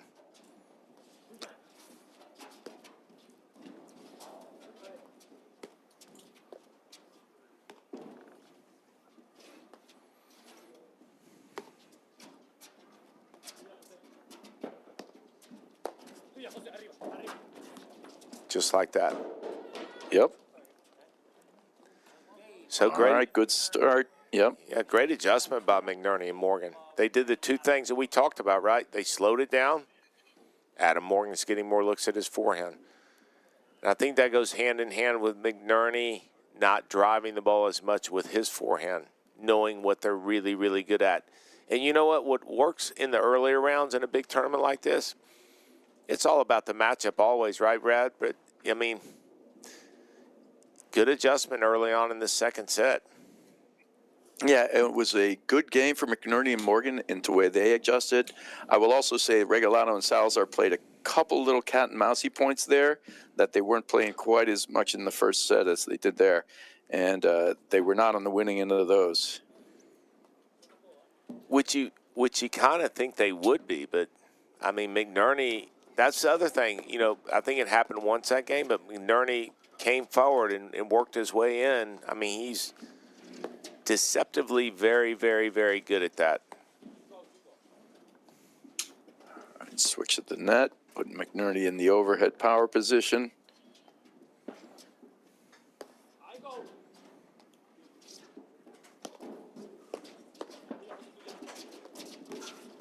There's that forehand ball. Wow. Oh, wow. Is that wow. good? It was good. What a shot there from Regalado. He did not give him a lot of room, and he put that right on the line. Heck of a ball.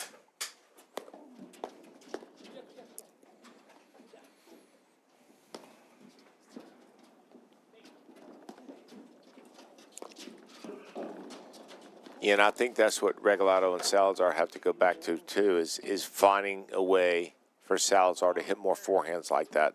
I mean, he is just on it today with that forehand when he gets a look.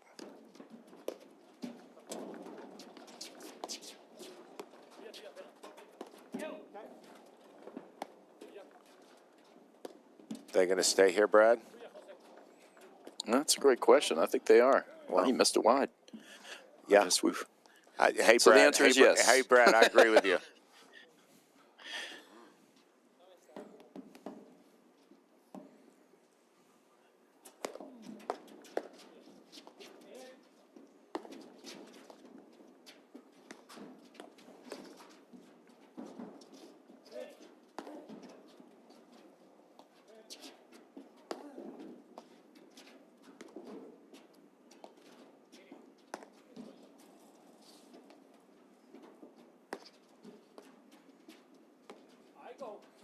Notice too, Brad, how Salazar most of the time will switch. See how he switches his grip to the...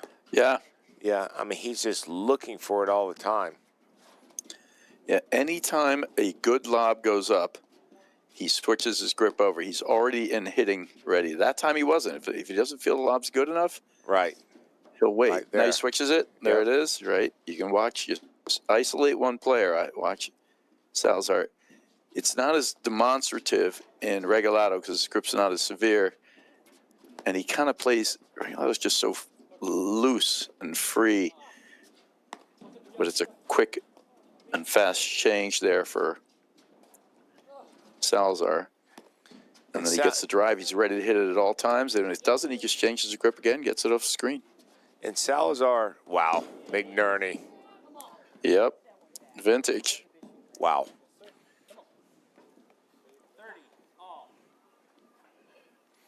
Where would you rate his overhead, that cut or kill, in terms of the guys playing today, Brad? Oh, it's as good. It's up there. It's as good as anyone's. I agree. He can finish it. Yeah, I agree. And you know what makes it so good, too, is he just holds it so long. I mean, so it's hard to commit one way to another. I guess you should just always commit forward because, I mean, that's what hurts you the most. All right. It was looked like it was close there, and it's confirmed. You could see McNerney looking up at the umpire, and Layden raises a finger, and it's 1-1. Umpire Pat Layden. I tell you what, Brad, Pat doesn't look that cold up there. He looks like he's kind of comfortable. Seems lonely, though. Send him a friendly text, maybe. Yeah. Yeah, the first game, remember we were having that score issue. They have a scoring pad out there. It wasn't functioning, so they tossed him up a quick one there. We've been good ever since. Now, what do you think from last season? They did nationals and the finals sort of all nighttime to create a different atmosphere. You know, because this match is phenomenal, but there's a difference between like the crowds they get on a Saturday night compared to a Sunday morning, right? And the live stream gets picked up, and everybody's watching this that way today because they've been here all day yesterday. Yeah, I mean, I think weather-wise, I mean, at the Charities, we always have a huge crowd on a Sunday, but, I mean, the weather forecast was snow and rain, so people probably kind of make their plans, but, you know, the whole idea and what they did at Philly last year and the nationals they ran was so good.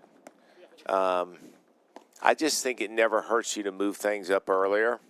It just doesn't. I mean, you know, the later things go, especially on a Sunday, the tougher it is. Well, it was on a Saturday, actually. But yeah, they did everything on the Saturday. That was the whole big point, right? Yeah. Is it McNerney going to drive his forehand, Brad? You know, I think if we called it right, he'll drive it less. I mean, he'll take a spot shot here and there. Yeah, the ones he's missed have not been at that pace. It's when he tries to go really big.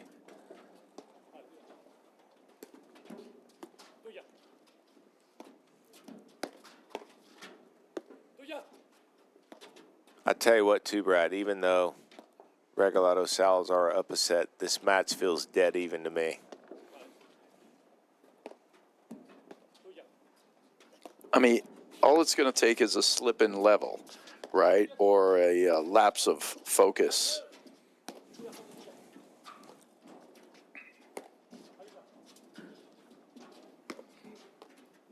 And the match has been sort of right in that balance the whole time. And the level's been extremely high. Regalado Salazar had the edge with basically just a little more offense. And I think, though, the way they're looking to start to play this, McNerney and Morgan, it gives them the best chance to turn this thing around. That's a good look. Yeah, they got to be careful with that because Regalado will keep sneaking.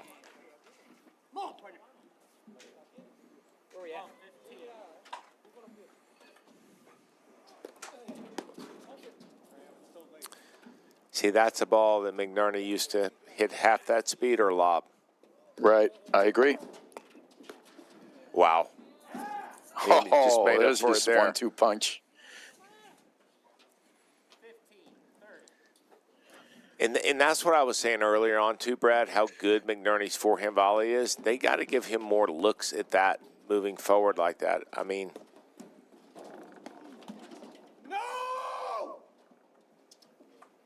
I don't think he was happy with that guy. I would concur. I concur with you.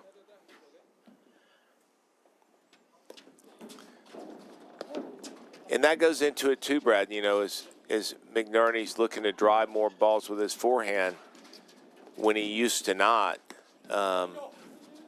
Wow. It's just a simple drop there. Beautifully done. Wow, that's one of the best hard side backs I think I've seen. That was phenomenal. No, you kind of get into that mode where you're like, hey, I'm going to commit to this, and then you almost kind of don't. And that's why I was saying a moment ago that it's just got to be. I love McNerney driving, but it's got to be in a situation where he doesn't have to think about it at all. Yep.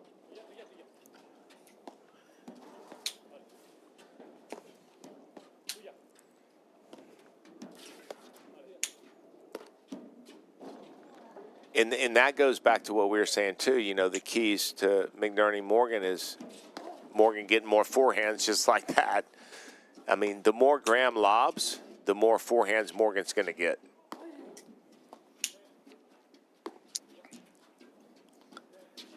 And right now, the start of this, they're lobbing a little better, or it's either that or maybe the strategy of just slowing it down a little bit more is just leading to a few less opportunities. You're not seeing Regalado and Salazar like hammering it into that crease, you know, one after another, those pressure balls. It's more like basic ball. The slowdown's taking its effect a little bit. Absolutely, and I think the template for Morgan McNerney is what you just saw there at the end of that third game. Morgan got a big forehand. Graham lobbed more balls coming into him in his forehand side, and then when they get to the net, I mean, McNerney just completely dictates with his overhead. And having said that, do you think that they should 100% try to lob Morgan more? Because Graham gets into that mode, Brad, where he's hitting 10, 12 overheads in a row. Yeah. I think, to me, it's a tough question because it's a bit like, yeah, you would always try to lob Morgan more, I think, just because he can't hurt you so much. But McNerney makes it difficult with the quality of how he keeps the overheads deep and he holds them.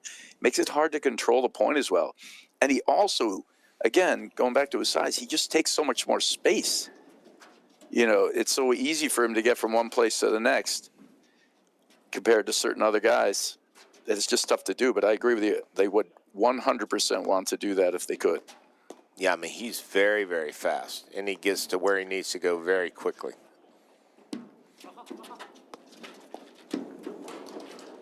You did not see that much. Yeah. No, but he's missed more volleys today than I've seen him miss in a while. He's missed quite a few, actually. So it's been an interesting kind of turnaround. You know, like a lot of that is due to the, you know, great shot making, of course, of, you know, Regalado and Salazar. But more missed volleys today for McNerney than you normally see.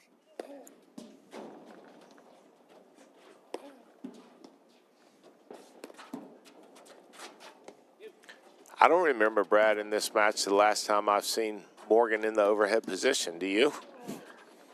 I mean, I think it's. What do you mean? Like actually to the left of McNerney? Yeah. McNerney? Yeah. Oh no! If he's been there for a ball and then he's out. Right. Yeah. He's not there. There's no question. He is just not there. And I think that's a big difference between last season and this season is those guys have really bought into that, which is for sure the way to go. 100%. That's how they have to play it.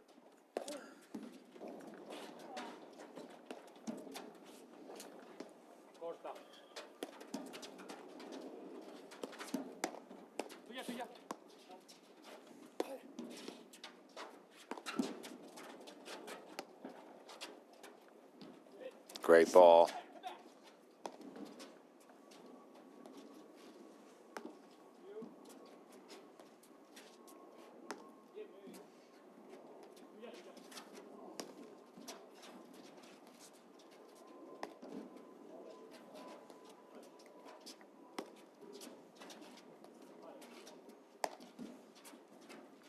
And in terms of Regalado Salazar, do you see any real advantage with who's hitting the overheads on that side, or do you like the variety?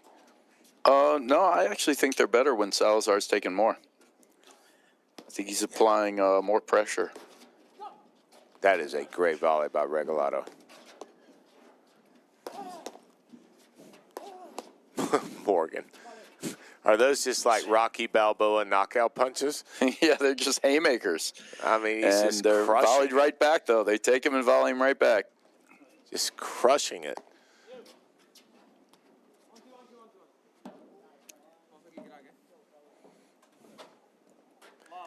And you know what's been interesting too, Brad, is it's not the tough shots that either side is missing, it's the easier ones like that. It's just not characteristic of either team. Yeah, I mean, in a couple of cases, I mean, it seemed like he was going for a really tough spot there. But, yeah, I mean, it certainly wasn't a pressure ball that he missed. How about this, too? When you see Regalado sneak up the side wire like that, it almost makes it easier for Salazar or your partner to know that they've got to cover everything else. Yep. I mean, if he was kind of in between, then you might be in between, but he's committing and not even flinching when the ball goes behind him.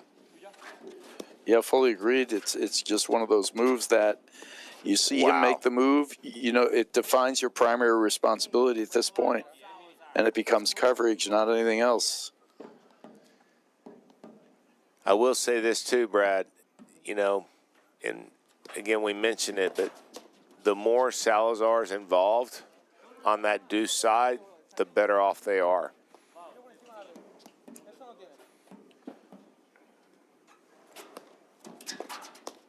That's an unbelievable volley. Wow, McNerney. How clutch are those guys? They don't go away. You know, they've made a few more errors than they normally make, but they will keep battling and keep fighting. So strong there. Quick blitz again. Amazing. I mean, how many steps does it take him to get to the net? Like 1.5? Yeah. Wow. Great move by Regalado. They're just trading punches here. Yeah, it's beautifully done.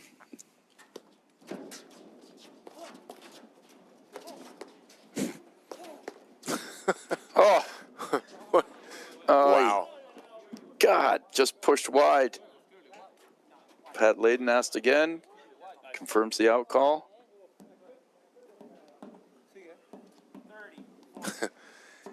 Are we talking about shot making here, Brad? I mean, it's unreal. We're talking about, you know, exceptional shot making. This is a very big game.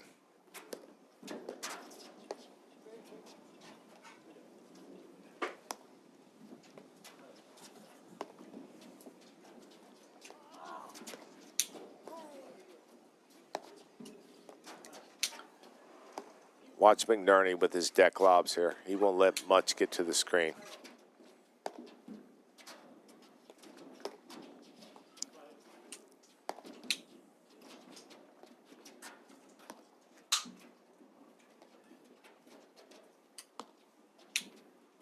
As I said that, every ball's going to the screen. Every gone to the screen. I think a lot of that's just simply predicated. What a ball there. And we got another huge sudden death point. This is everything right here in this set. Wow. And he goes for the forehand that we know they don't need. That's a big moment. I guess that's going to be the learning curve of when to take it out, when not to put it in there. Good serve, jams him a little, but he wasn't, you know, he was just going for the funny thing about the forehand he was going for, Guy, it was just an off-pace ball that he was, you know, theoretically going to make every single time. And, of course, he just didn't. Well, and that goes back to what we were saying. It's just, if you're thinking about it, then just don't. Yeah. I mean, I listen, McNerney's forehand's been great when he doesn't think about it, but, it just goes against what he's always done. I mean, he's either just kind of hit a probing drive but there's just been no in between. And certainly on the serve return, you got time to think about it. And on a huge point like that, I think Morgan and McNerney, once they get in the point, everything's equal. It's just in a match this close comes down to who's going to make those basics mistakes more than the other team. I mean, Yeah, agreed. Yeah, fully. Yeah, I agree with you fully. It's one of those scenarios that was a big game right there. it was huge. A huge game, and the fact that Regalado, Salazar were able to pull that out, but it's more the way they pulled it out, right? Just a one return miss.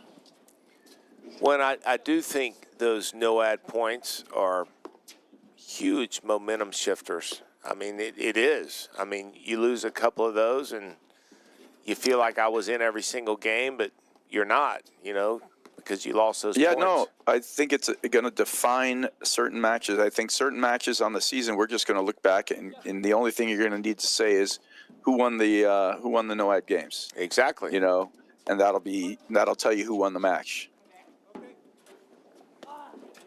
And this match is close enough where that might be the case. Although I don't know if they're dead even. I think they're behind 2 games now, actually, McNerney and Morgan. But we'll have to get a look at the court director stats in the next changeover.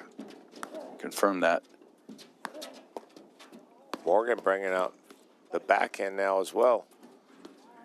And you can see Regalado he read that beautifully, but he took his racket back. He took his paddle back instead of just kind of keeping it in front and angling it down, just coming over it. And so he airmails it to the back. It's a great move and a good look. Brad, do you agree, too, when you have a team at the net stepping in off their front foot? Wow. Great job by McNerney. I mean, combined with the pace, not only the spin. Do you agree that, when someone's hitting an overhead off their front foot, that you should just go in neutral lob mode, period, right? Not even think about driving. I generally don't look to drive ever, and I advise most of my students to not look to drive unless they're already, like you're watching Salazar over there, and we talked about how he's switching his grip. Unless you're set up and already ready for a drive on an overhead that's far enough back where you can sort of eliminate certain options, you probably shouldn't be driving the next ball.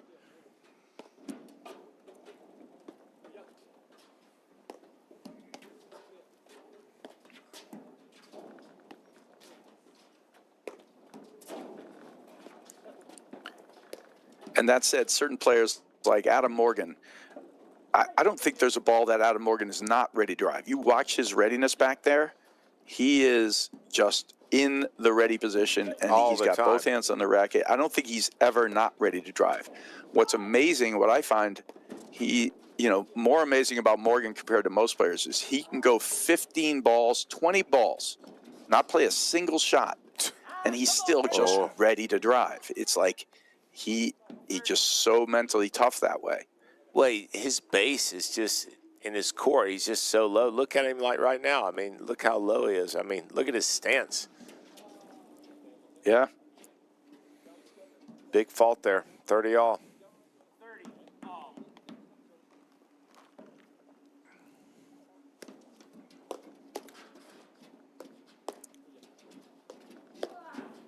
Four in a row.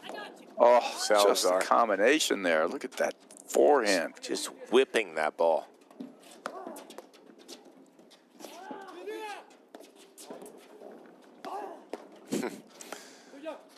Brad, would you say Morgan is just completely grinding? That's his nature. Like Adam Morgan's, natural state is intense and just ready. I'd like to see him load the dishwasher. No, you wouldn't. No, just meaning like he just seems like a guy who's always ready. Like he has an intensity to him. No. Oh, tough shot. Well fought. Just misses the roller he makes time and time again.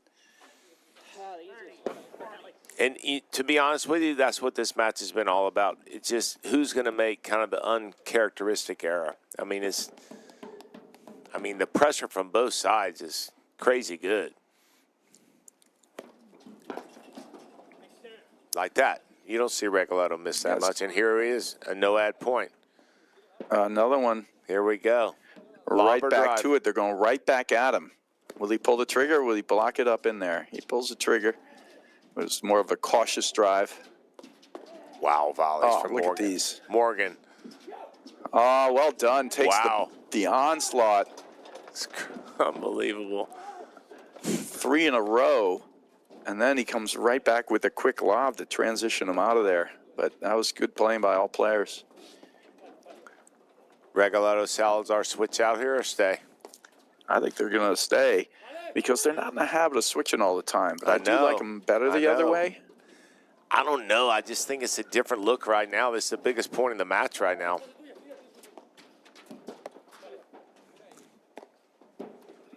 Not taking anything away from either of the overheads. I just think with that full Western grip that Salazar uses, it just adds that extra element of pressure, which you need in the biggest point of the match. Right. So you're saying they should switch it to now? I do right now. Yeah, no, that's what I agree as well. I like it better with Salazar to the left.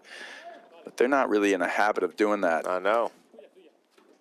They haven't had to be. But I think they're moving to that. You know, they're playing a little more to the stagger.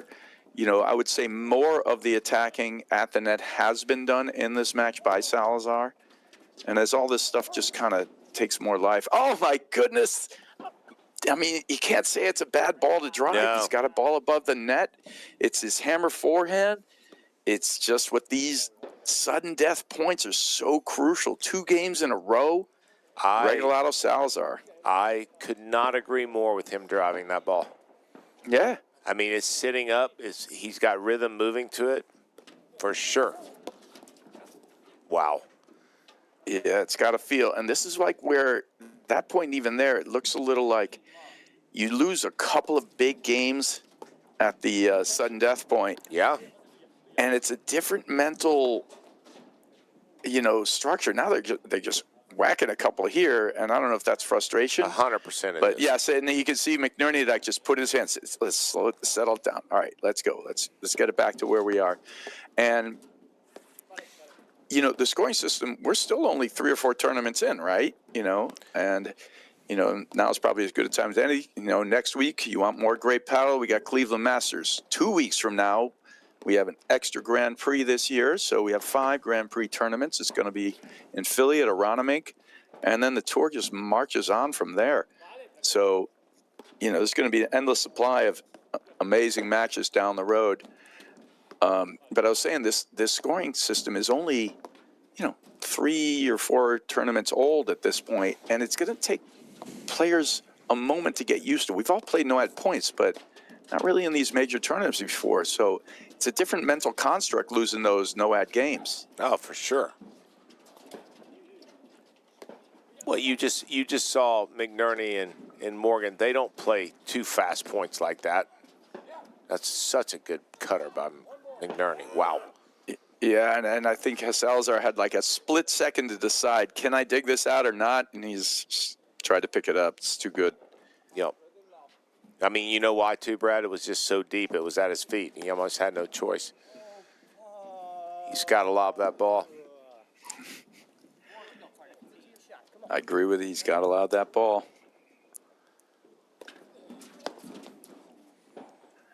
All right, that's not the game they wanted there after losing 2 heartbreakers on the sudden death. But now, Regalado Salazar up 5-2.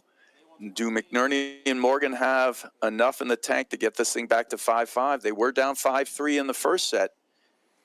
Able to do it there. I think for sure they do, Brad. It's just they've got to go back to doing what they do best. Correct. I was going to say they can, not doing it like that. No. Doing it like that, that's not going to do it. Well, Right? let's remember, they are the national champions, and we know how they play, and we know how they play best. But I will say the no-ad scoring has an effect on the tempo in a very good way. I mean, it really does. I mean, it's just one of those things where, you know, as a team, we think about it and we're saying, hey, how do we, I don't know. I mean, I don't think it's tough to play a 5 or 6 hour match, and it's just made the game so exciting. I think it's, they were talking about so many different things at the end of last season to sort of, speed it up and to be able to change the matches that get, slowed down to a crawl. And they were talking about changing the ball, right? Making it so it's doesn't bounce as high, so you can start to kill the ball a little bit more. And I think this subtle and quick change has been, in my estimation, I think it's great so far. It's been absolutely perfect. Wow. That's just fantastic. Morgan needed that volley, didn't he? All right, 2 points for the match. Regalado Salazar.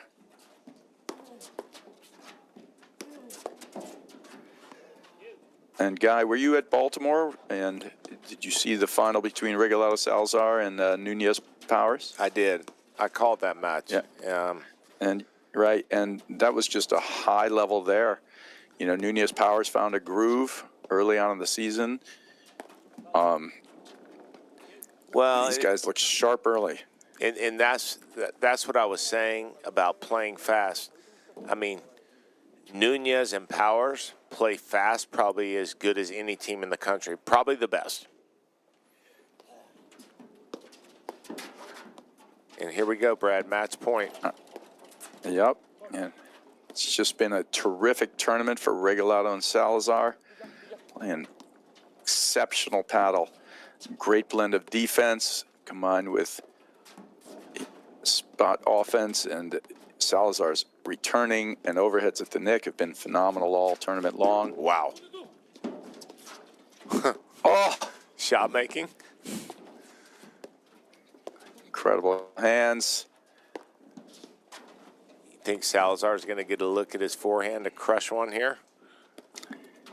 He's going to set him up. He'll take it if he does. He'll take it if he does. Oh!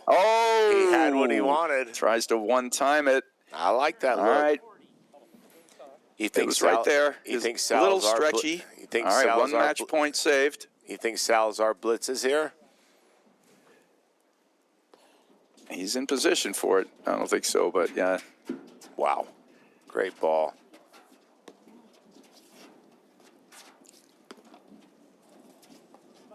Sun looks like it's coming out. It is.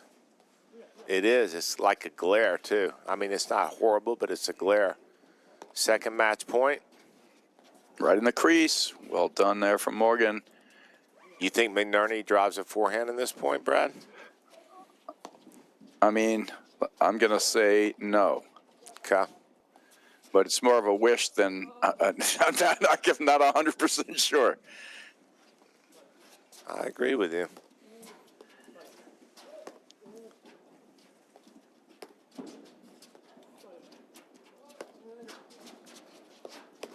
Wow, that is such a good volley. Ah, one hands. And people think it's all just hands, too, but he also knows as he's backing away where to put his paddle, and it's right down low because that's where he's going to go. If they try to hit higher, it's going to go out.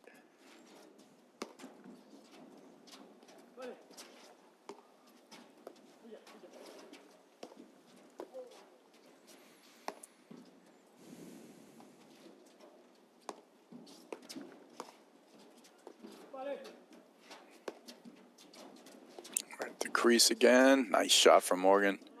That was going to be good, though. That lob was going to be good.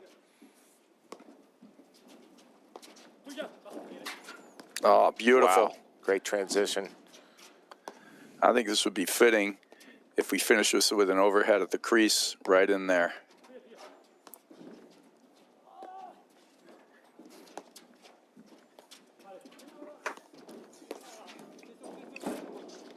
I love that drive from McNerney, by the way. I mean, that's the one he has no time to think about, right? Yeah, it's not even really a forehand per se. It's It's more of like a spike. Yeah. Yeah, it's a tomahawk spike. And that's what I think he's great at. Oh, he is, without a doubt. Moving forward and balls off the screen, McNerney's locked down. It's really the one off the deck. What a point, match point number 2.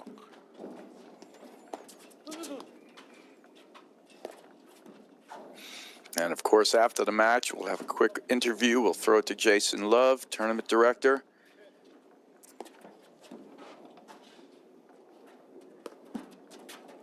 And then everybody should make plans to be ready around next weekend for the Cleveland Masters. Wow. Yeah, perfect lob again. 100-ball match point here, easily. Yep. And on the day, we're playing probably coming up on 2.5 hours here.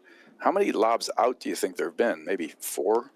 At the most. That's a great question. Yeah. I mean, there just haven't been. I mean,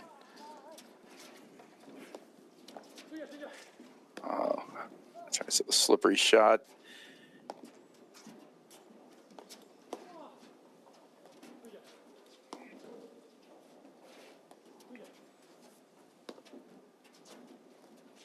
how many balls in the nick have there been in this point? Yeah, probably 8 or 9, yeah. Easily, and they just cover it like it's seamless.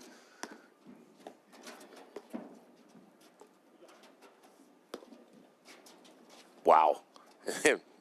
Now 10. Keep count now going from here, Brad. Oh, and there it is. Game, set, and match. I tell you, Regalado Salazar played an exceptional tournament, guy. Yeah, I tell you what, Brad. I mean, it's, them spending the offseason buying into kind of a new tactic, and I saw it early on this season. It's really great to see their game evolve. And, same with Morgan and McNerney. I mean, I love the fact that McNerney's going after some forehands, but at the same time, how good are they with the way they were, I mean, they're just – it's tough. I mean, because you can win some rounds playing and working on things. And then, Regalado and Salazar just had a flawless match. I mean, they certainly did. Yeah, it was great, and I agree. It's great to see the things that both teams are working on. And Regalado Salazar clearly adding more offense at the net, rollers at the nick. They've always done the rollers, but getting so much more precise at where they're going with them. It's just a great match to see. There were a ton of terrific points. I think you and I both agree that, McNerney and Morgan maybe should have recognized a few moments in their strategy where they got off base and made those errors that they just don't want to make at the wrong time, meaning, they don't want to lose it. Yep, you see there, Pat Layden, our umpire, they're getting him out of the chair, and it's nice the winners are helping out there, Regalado and Salazar. They just kind of got off track in a couple of points in those crucial moments, and right as it was 2-all, and you had just said, Guy, this is a huge game. It was 2-all, sudden death point, and, it's a swing game. They win that one, and then Regalado wins the next one, and really that was the match. This is a turning point right there at that 2-all game. Well, and you think about it, too. When you look at a team like Regalado Salazar, they did not play one match last year like they just played this finals. They did not, and they've been playing this entire front half of the season the same way. And what it does, too, Brad, is it applies so much more pressure to the baseline team, and that's exactly what you saw. You don't see McNerney, Morgan making the errors that they made. That was because of the pressure that Regalado and Salazar put on them. Now, if you go back to the match you called in Baltimore, is it that they played fast there as well, but it didn't have the same effect against Nunez and Powers? You know what? The difference there is because Nunez Powers have a different set of offensive tools in the backcourt, too. They play more vertical, and I tell you what, you saw in the quick games when McNerney was coming forward how good he is at that. That's what Nunez does. He speeds it up, but he speeds it up in a way where you don't even know it's being speed. He's so quiet and quick coming in, and then they get involved in those hand-to-hand combats. Looks like Jason Love's about ready here to start our on-court interview.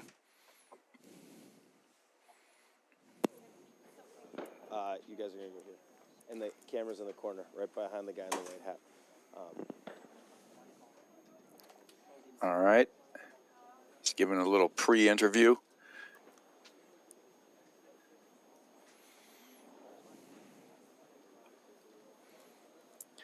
Well, Guy, any thanks we want to give out here? I mean, certainly thanks to all the volunteers and everybody out there, Jason Love, the crew, Karen Jedlik, the guys at CSM Media. Yeah, it's you know what, Brad, we've said it a few times in the stream. These guys just do such a seamless job at the Chicago Charities. And here comes Jason Love. He's live here. All right, here we go. Of course, our sponsor, Corient, he's live. But I think they're waiting for the A-OK. Thumbs up. Here we go. Hello and welcome from the APTA Grand Prix Chicago Charities. I'm here with our champions. Just to follow up, a great match, a fantastic weekend. First off, tell us what your thoughts. What'd you enjoy? What'd you like besides the snow, the rain, etc.? Well, first of all, congrats to Graham and Adam. They are unbelievable players. We always have a battle with them, and it's always super fun.